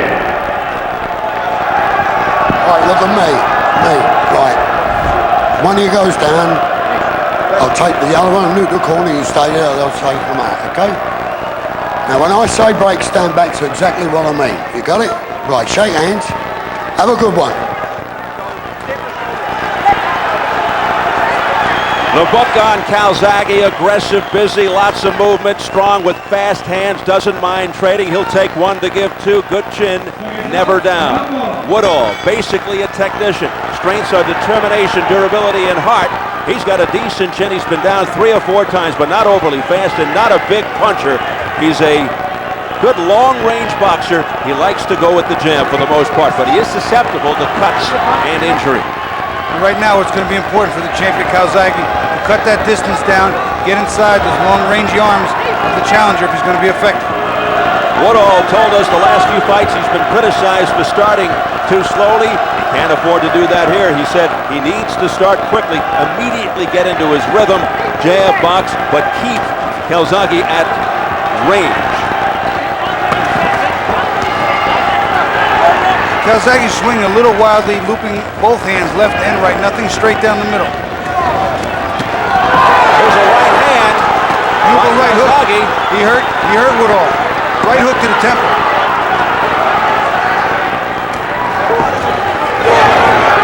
Good start by the champion, Joe Calzaghe, with a right hand that really got the attention of the challenger. There's another right off the top of Woodhall's head. And he is pounding to the body, Calzaghe. Nice right hook to the body. He's coming up top with the 2. I think Woodhall's got some real trouble here. They don't look like friends to me. What's the hate? What's the hate? Roy Francis cautioning Woodhall. Woodhall again is backed up. Straight left hand knocked the mouthpiece of Woodhall out. Referee stop and have it washed off. It's a lead left hand by the champion Calzaghe. Put Woodhall dead in the mouth. Very difficult opening round for Richie Woodhall. Trying to get his bearings here and regroup. He loses the mouthpiece off of a hard punch by Calzaghe. Now they continue. Might have been a little bit of a blessing in disguise. Give him a chance to clear his head, get his wits about him. There's a good straight right to the body by Woodhall. I'll tell you what, I think the champion ducked into it, caught him right on the button. Pretty good action here. Good pace in the first round. Calzaghe doing most of the damage.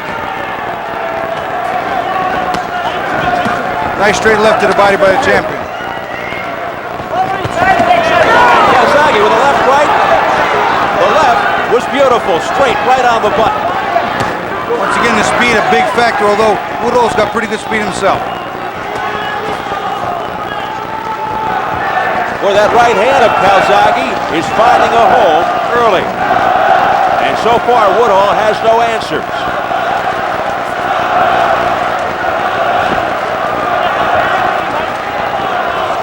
Less than 30 seconds in the first round.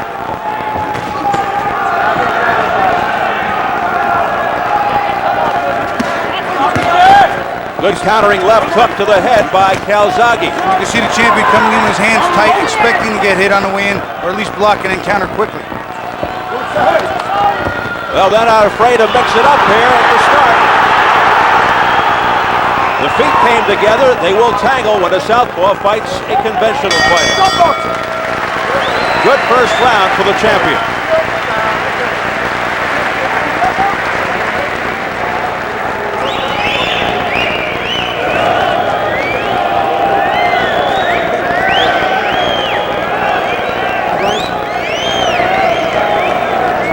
Here in England, they do not allow audio in the corners. We'll do the best we can.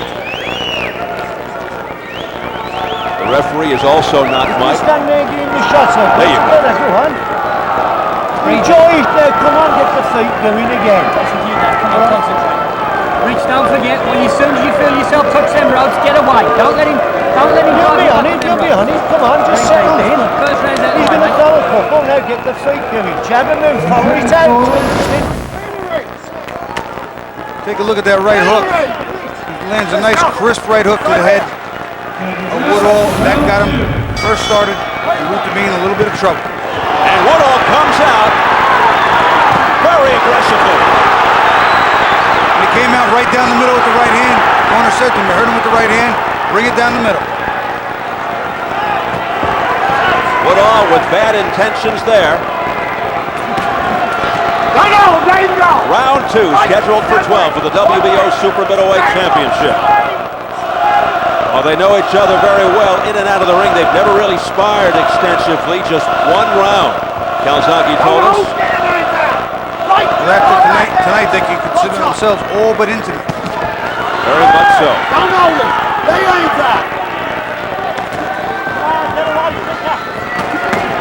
Nice straight left hand by Calzaghe, but Woodhall firing back with the right hand. On his arm, let him go. Hurry, get out. Move faster. Pull out there, hurry, work. Now holding and hitting on the inside.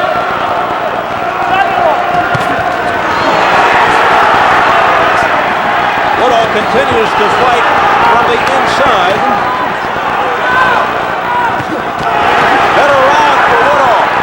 Much better round for Woodhall, but Calzaghe's starting to get the timing now, and he's blocking punches well on the inside. Get away from me. Hey, right back.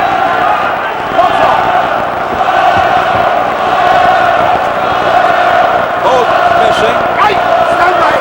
He's on. Past the halfway point of round 2.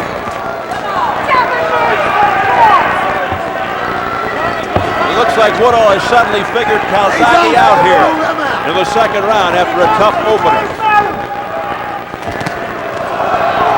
But we'll see how long that lasts.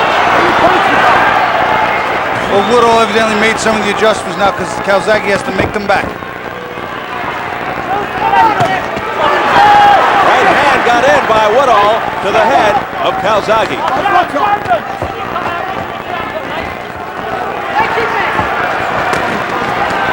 A flurry by Calzaghe.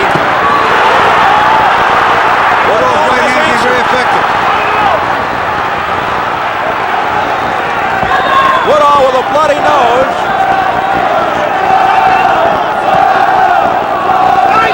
Both very aggressive here in round 2. Some good exchanges. Boy, they're certainly fighting like they are not friends. but they are. Nice combination by the champion. Made Woodhall miss, countered with 4 punches. Maybe only 2 of them landed. The bell to end the second round. A much better one for Woodhall. You're working more in the first. Are you with me? You're letting him work first. Alright? You're letting him work first. Alright? The jab isn't working. Alright? You've got to get the first shot in and then attack the 3 and 5. Back in. Alright? Are you with me now? You're letting him get first shot in. You're giving me freebies. You're giving me freebies. Alright, I tell you, alright? You've got to want it. Alright? Alright? Stay in and take your shot in. You take your shots in. Alright? You're taking them in there. You're looking. You stay in. Normally on the inside, Calzaghe gets the better of the action. But Woodhall this round has landed some nice right hands on the inside and from the outside. Better round for Woodhall. I think he squeaked that one out, Steve.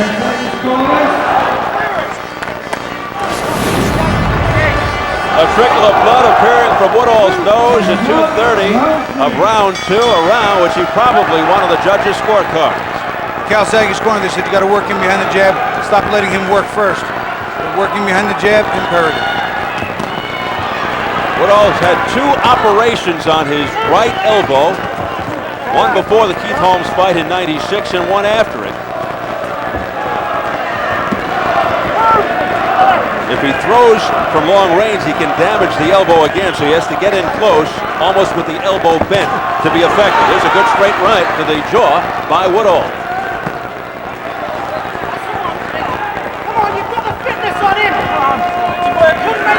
Woodhall feels he's in better condition physically than Calzaghe, so the longer this fight goes, he feels he's in better shape. Calzaghe right now is looking to time Woodhall. I see him looking and watching and trying to time what appears to be trying to time the motion.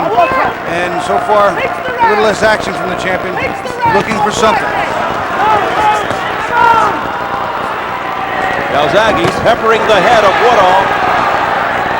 There was a nicely timed right hand by the champion too, over the drop left hand of the challenger.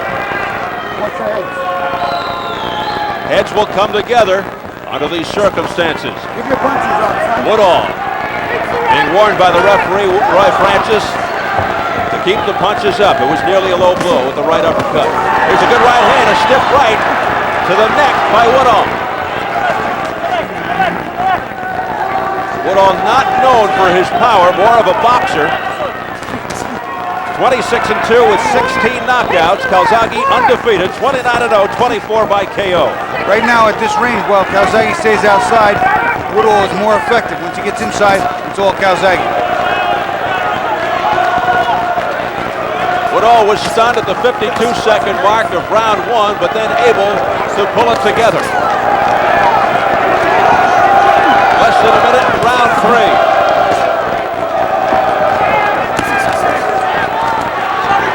Right hand by Woodhall, sending Calzaghe back momentarily. On the inside, Calzaghe tends to outwork Woodhall. Woodhall's a little bit shot. The big right hand from the outside. On the inside, Calzaghe 3-4 shots. The body comes up top. Feeling that Calzaghe is stronger than Woodhall. Woodhall trying to use his smarts. Calzaghe starting to work now. Body right into the body, being very effective. Digging in to the midsection is Calzaghe.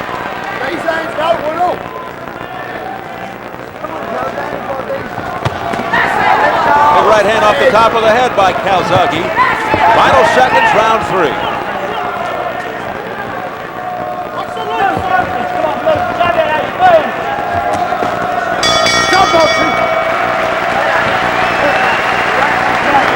Left, right, left, all right?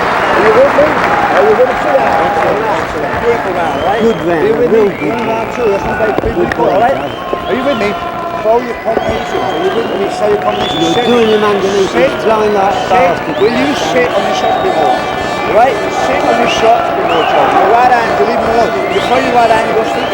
Try right, left, and right. All right, you with me? Are you with me? Go straight, just do one shot at a time. Bam, bam. You're right? He's fucking good. Once you sit on him, don't leave him. He's launching in your shot. Stay in your legs. Stay, don't run through you. 10 seconds, corners. Trainers refuse to wear the microphones, making it difficult for us to hear. Both fighters are trained by their fathers, Enzo Calzaghe in Joe's corner and Len Woodhall in Richie's corner. Round number 4. Fighters having their feet tangled on numerous occasions. 27 times in round 2, 29 more times in round 3. Heads coming perilously close because of the southpaw style of Calzaghe, for the most part. You notice a little different piece to the ebb and flow here. Calzaghe came out backing up with Woodhall coming forward. That's much better for Woodhall, not as good for the champion. Combination with a head by Woodhall, looking sharp. Crisp punches, another right hand by Woodhall that scored. And good defense as Woodhall able to cover up.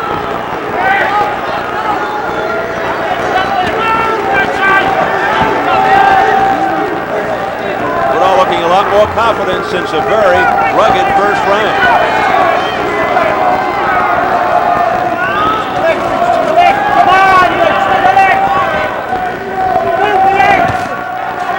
Right hand off the top of the, you can see the champion. Right hand just grazing off the top of the head of Woodhall. He's trying to tune him up with that right hook.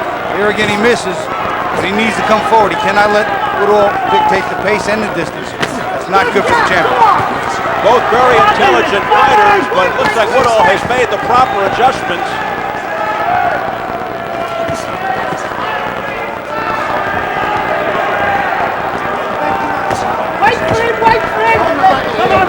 Woodhall on his toes. Calzaghe a little flat-footed. That one seemed to be a little low. Roy Francis warning Joe Calzaghe.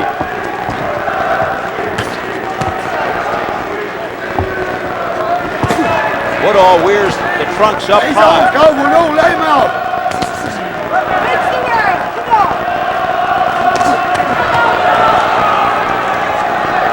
Less than a minute left in round 4. On the jab, Rich. Calzaghe trying to pick it up. Calzaghe keeping his mind on the body too. He's always got a body punch mixed in the combinations. Very smart. A volley of punches to the chest by Calzaghe.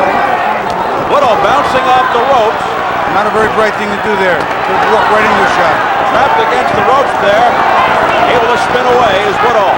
Now Calzaghe also making the adjustments. The body work really telling. Keep him out. Or cautioning to Calzaghe for low blows. I'll tell you what, the dangerously close to taking a point there. You saw the referee very upset about that low blow, although I thought it was a belt shot.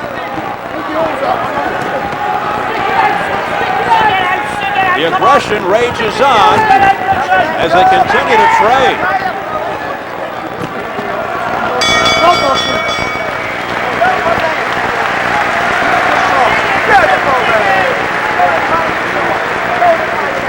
Movement. Don't blow it. Don't blow it. Just have the movement, you're standing stagnant. Then just go and look at it. This is going to show. Breathe. Breathe. Breathe deep. Everything all right? Yeah. Well, come on then. Let's do it what we've just been doing. Let's do what we've been doing in there. And what we've been doing. Move. You know you're standing still, giving him shots. Then fly him in. Follow him out. Breathe. Come on. Breathe deep. Think about it. That's it. You've got over the 3. Now let's go. Let's do it. We ain't started yet. It's another buyer job, but this time you're all right with it. Woodhall being pretty effective with that right hand there, trying to rip it underneath. Double right hand with a little bit of a jab stuck in between, trying to keep Calzaghe at a distance. Now we'll take a look at that south of the border shot. That one was south of the border. Left uppercut, which did go low. Round 5, this the round in which the champion knocked out up-and-coming American challenger Omar Shika 4 months ago.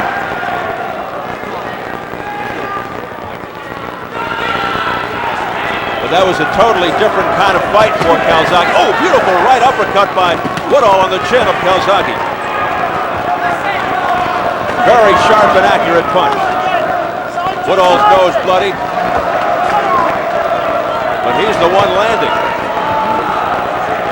Early parts of the round have tended to sway toward the challenger Woodhall, with the champion making adjustments and closing. There, another right hand on the chin of Calzaghe. Calzaghe has never been down.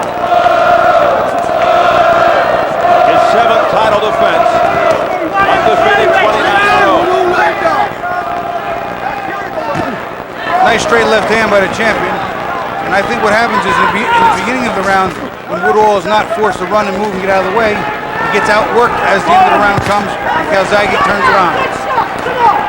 Woodhall, the number 2 contender, his 6th world title fight, 3-2 in those fights. 4 years older than the champion at 32. He said he was motivated by fear going into this fight, fear of being humiliated. Well, he's certainly not being humiliated. But he is getting a bloody face. Right now the rounds are very close. I have it 3 rounds to 1 for the champion. I think he's outworked Woodhall the majority of the first, third, and the fourth round. The second round I give to Woodhall. But this fight is still very close. It's not in any way, shape, or form one-sided. Calzaghe coming in the prohibitive favorite. And I'm sure in his mind a little too close for comfort right here. Heavy straight right by Richie Woodhall to the upper chest area. The blood of Woodhall carrying over to the body of Joe Calzaghe, showing his fast hands there. Calzaghe. Beautiful combination. He rocked out of the way of the right hand by Woodhall, come back with a 1-2.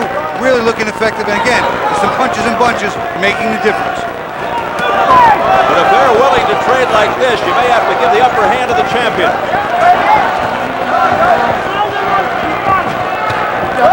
He's got more pop on his punch. Both have good chins. And there's more punches in between. Woodhall lands with a straight right to the head. And that gets the crowd going. Most of them seem to be behind Woodhall, who's from Telford, England. Calzaghe just gave a big wink at the bell to his buddy, Richie Woodhall. Hey, move, it's just still standing, lad. Hit him during the round, we get him out. Concentrate, this is important now, come Good on. friendship. Listen to what your dad's saying. Just standing there, you know, do it for him, Richard. Just standing there. Move. This is where you get stronger now. You remember, I haven't seen this double down, he gets slipped down the side with a loop. I've told you now 3 times, let's try. Fire the body shot. That's it. Calzaghe's speed here, there's not hard punches. He lands another combination, makes a miss, then comes right back with another 3-punch combination. That's where he's at his best. Punch, make him miss, and punch some more. To Woodhall's credit, he comes back with a couple of right hands, 1 or 2 of which land pretty clean. There's an uppercut, one over the top blocked a little bit, but there's a third one. Woodhall fighting back and a fourth. Woodhall taking some heavy shots from Calzaghe, but fighting bravely. There have been no knockdowns thus far in the fight.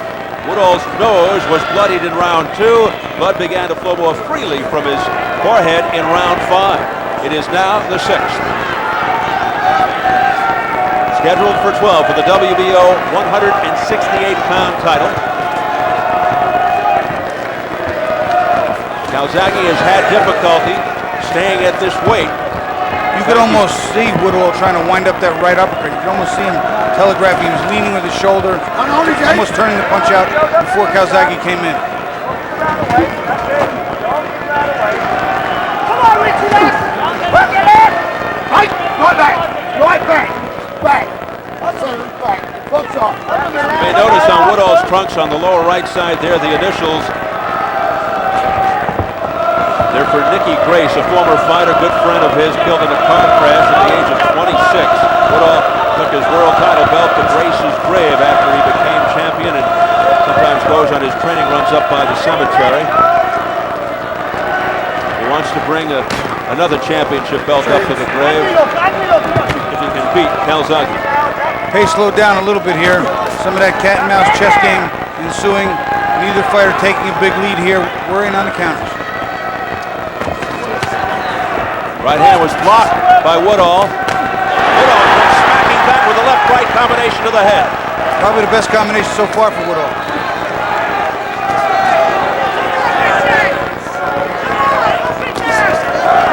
That stopped Calzaghe in his tracks.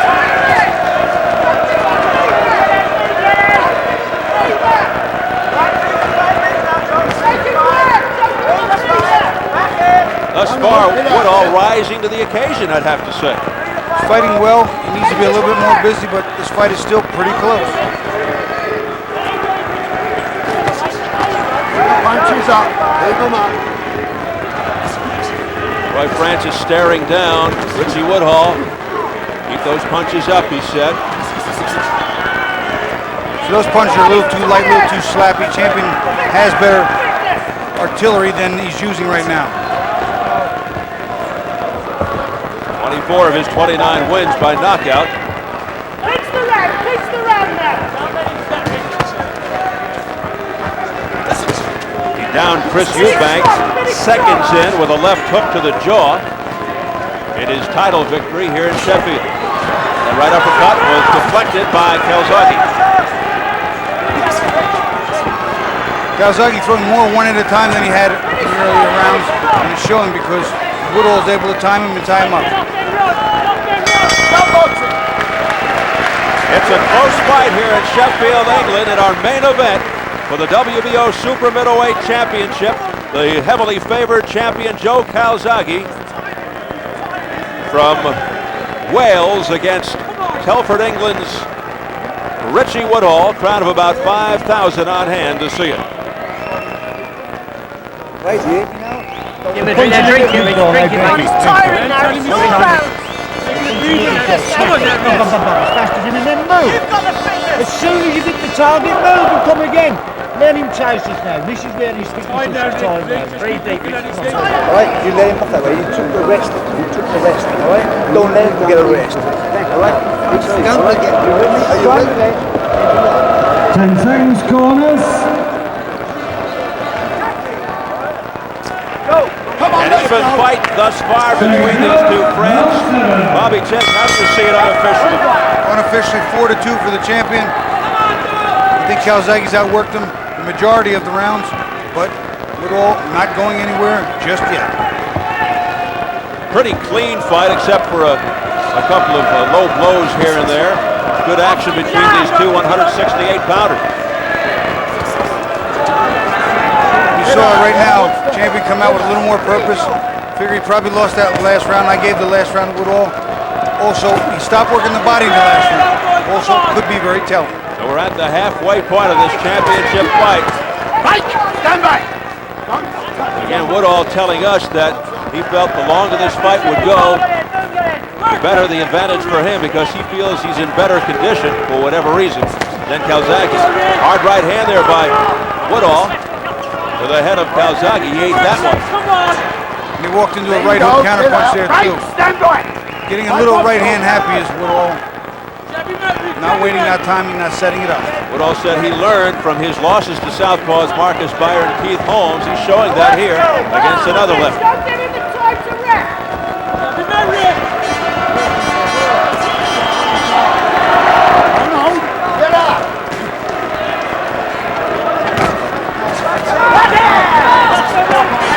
Once again, the combinations by Woodhall, assuming by the champion, Woodhall not responding.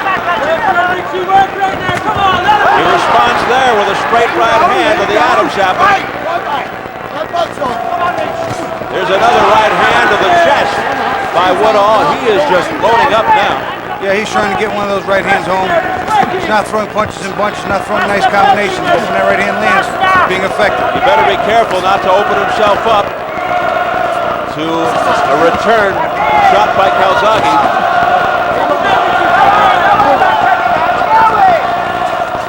Calzaghe again coming forward, pressing the attack. Woodhall then ties him up.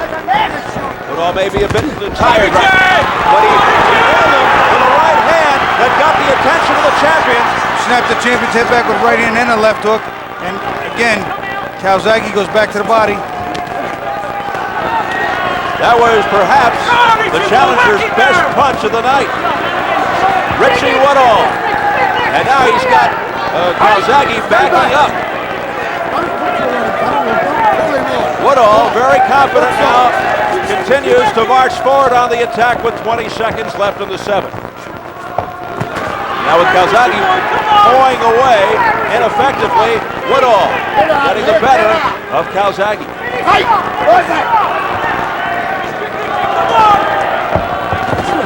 Good head fake by Woodhall. Nails it with another short wrist right hand. Good finish by Woodhall in round 7.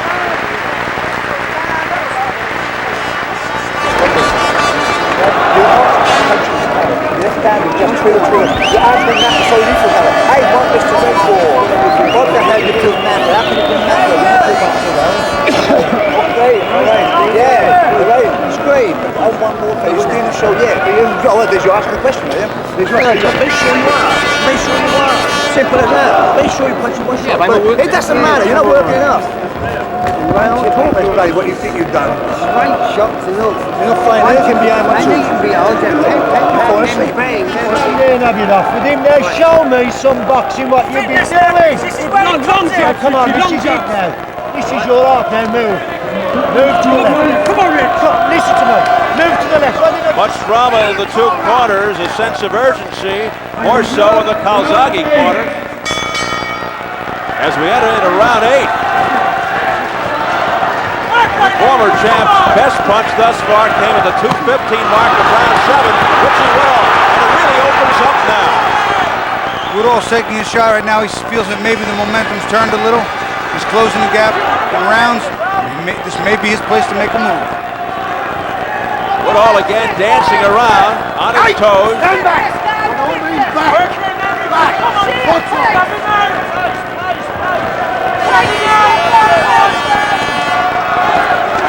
Richie Woodhall looking for the upset. That would please the fans here, most of them. Another good right hand by Woodhall that Calzaghe seemed to just walk right into. You know what, he's trying to stuff it and block it and then counter, but he's not blocking it as cleanly as he needs to. And his counter punches are a little slow. He's waiting on Woodhall and needs to take the lead. Right now, Woodhall looking quicker than the normally fast Calzaghe. Woodhall walking to a little right hook counter punch there. And see what's the affection at all. Missing with that right, Woodhall. Woodhall, again electing to fight from close range when he is typically a long-range fighter. But feeling that this is the best strategy to earn him a victory.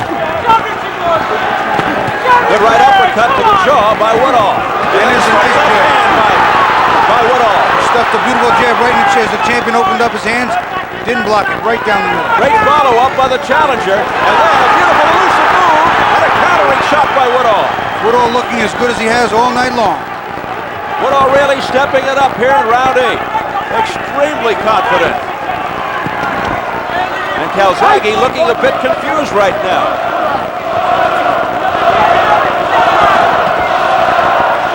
The crowd urging Woodhall on. Work him out, Richie. Jump him out, jump him out. Let go.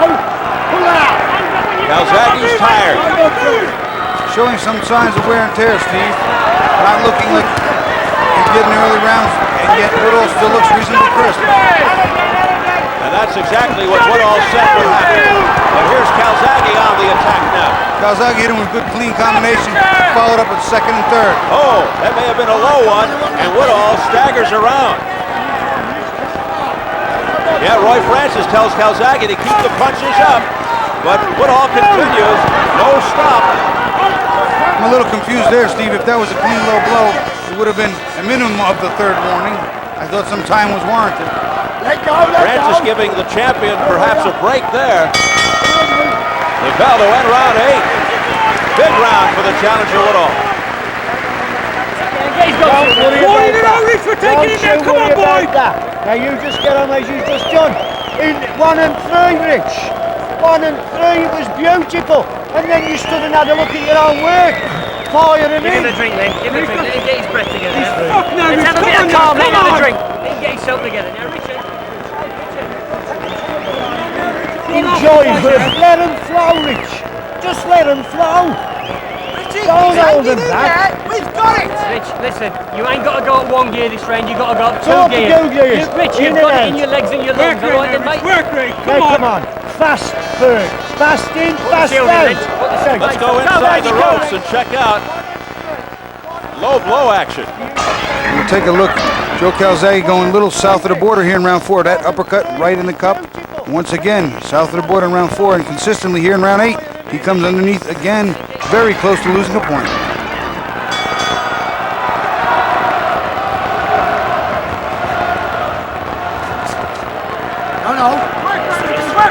Joe Calzaghe and Richie Woodhall. With friends like this, who needs enemies?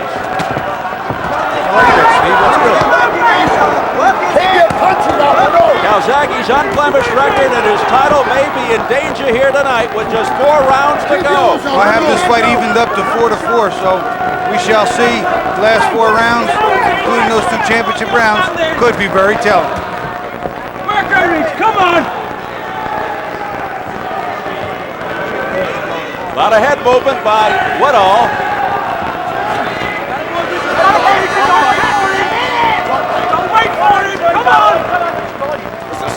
Calzaghe going to the body, out of the head, but most of those punches were blocked.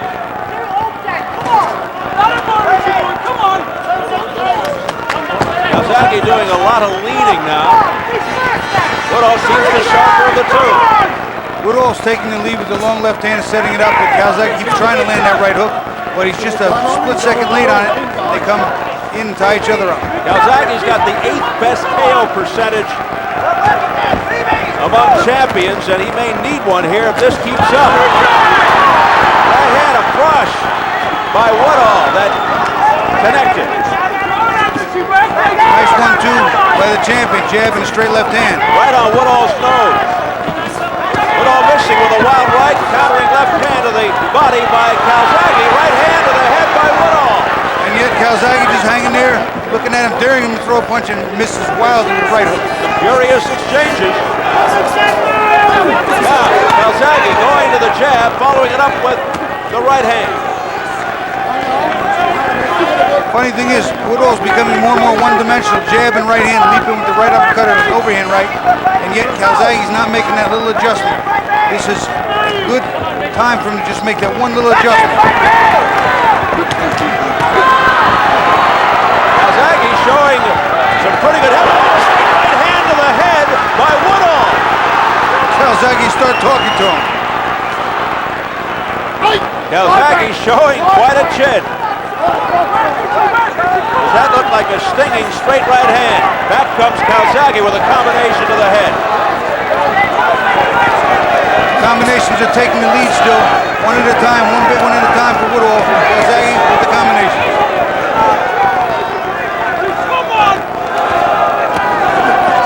It's not one and done for Calzaghe. It's 1, 1, 2, 1, 2, 3. Calzaghe with the heavier punches. He's staggered. There he goes. Woodhall goes down and somersaults to the canvas. First knockdown of the night. 7, 8. There's the bell. Fighter cannot be saved by the bell in any round. The count continued. Knockdown at 2:56 in round 9. As soon as he comes out, you throw the big apron and get moving. Okay, Watch his face, mate. Okay, pick them legs up. Are you still here? Grit your teeth. Breathe deep. Grit your teeth. Come on, Rich. Grit your teeth. The jab did the job and then we stood there. Come on. Are you all right? Yeah, I'm saying, yeah. You sure? Yeah. Right. Richie, you're Good lad, now, come on. Come on, dig in Come on, there. you're still in here. Richie, that's broke his arm. Richie, it's broke his arm because you're going to get off this That's a stuff. perfect example of an accumulation effect. Instead of 1 punch, there's 1, 2, there's 3, there's 4, 5, there's 6, 7, 8, and that's it. Woodhall goes down. As we get another look at it. 1 or 2 big shots, Woodhall gets blocked, but the champion just keeps coming and keeps coming. Big 10-8 round for the champion. Joe Calzaghe, we had a round 10. Calzaghe once again on the assault. Body shot hurt Woodhall. What a barrage. Calzaghe looking to finish it right here. He has never stopped an opponent after the 9th round. Oh, wait a minute. Roy Francis has stopped the fight. And they immediately embrace, and Joe Calzaghe remains champion. I think that was a premature stoppage for sure, Steve. Woodhall did not wobble. He did not do too much, although he's not complaining a lot either. He's not. But that was one of the most immediate stoppages I've seen in a long time, and absolutely no dispute from the Woodhall corner. But he had really sustained a lot of punishment in the last couple of rounds. You know, the accumulation factor can be big. There are times that I remember fighting guys and I would hit them round after round after round, and all of a sudden a couple of easy shots in a row and they would fall, and I would think to myself, why didn't they fall from the hard shots? The accumulation factor does mount.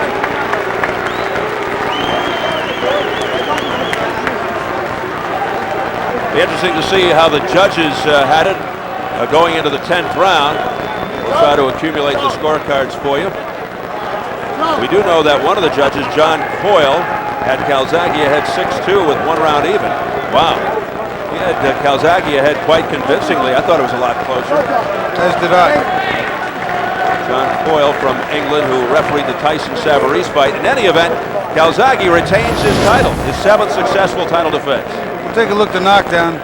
Again, Calzaghe's coming in, but he's not stopping at 1 or 2 the way Woodhall had. He's throwing 3, 4, 5, 6, and eventually they just catch Woodhall too cleanly, too often, and he goes down. Here's one of the shots. Looks like it comes around the gloves. That one underneath.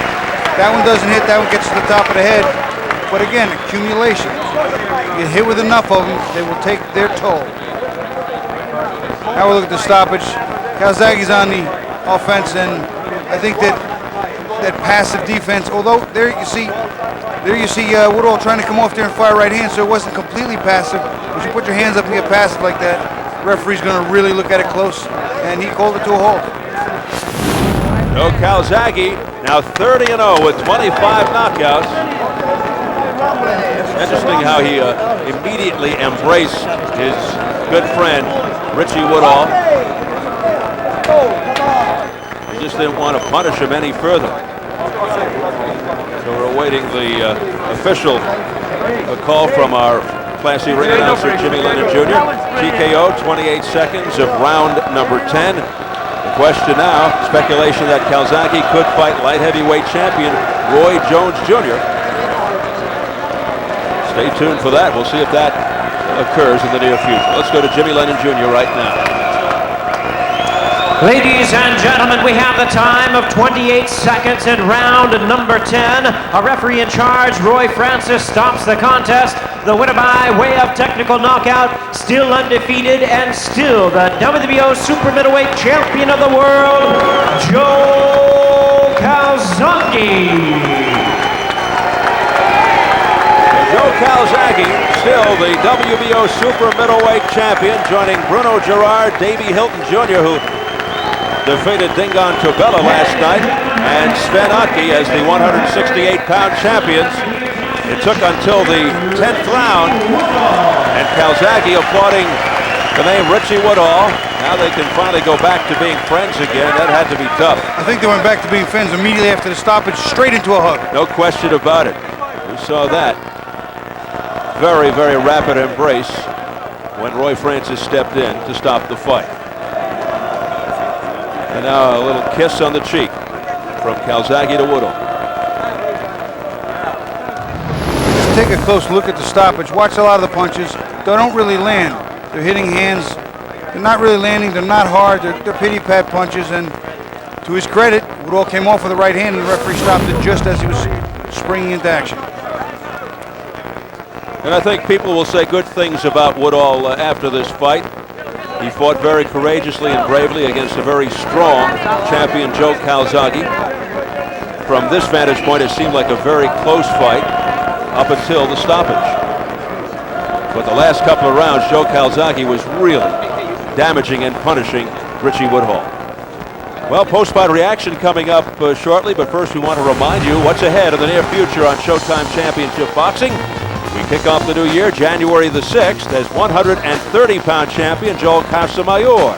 The slick southpaw with superior boxing skills defends his WBA title against former 130-pound champion Roberto Garcia in Las Vegas. Catch this exciting matchup at 10 p.m. Eastern and Pacific.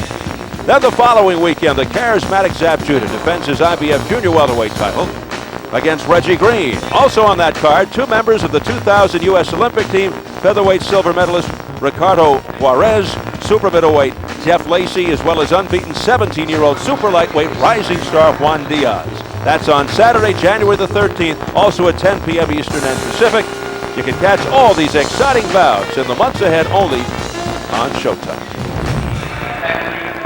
And we're joined now ringside by the victorious Joe Calzaghe. Joe, congratulations. Now that the fight is over and the pressure is off, so to speak, I can ask you just amongst friends here and hopefully a couple of million people watching in the United States of America, what was it like? How difficult was it to be in there with such a close friend like Richie Woodhall?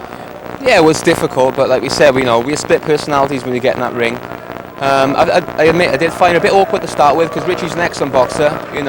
He's a former world champion, very cagey, totally different fight than Sheikah fight.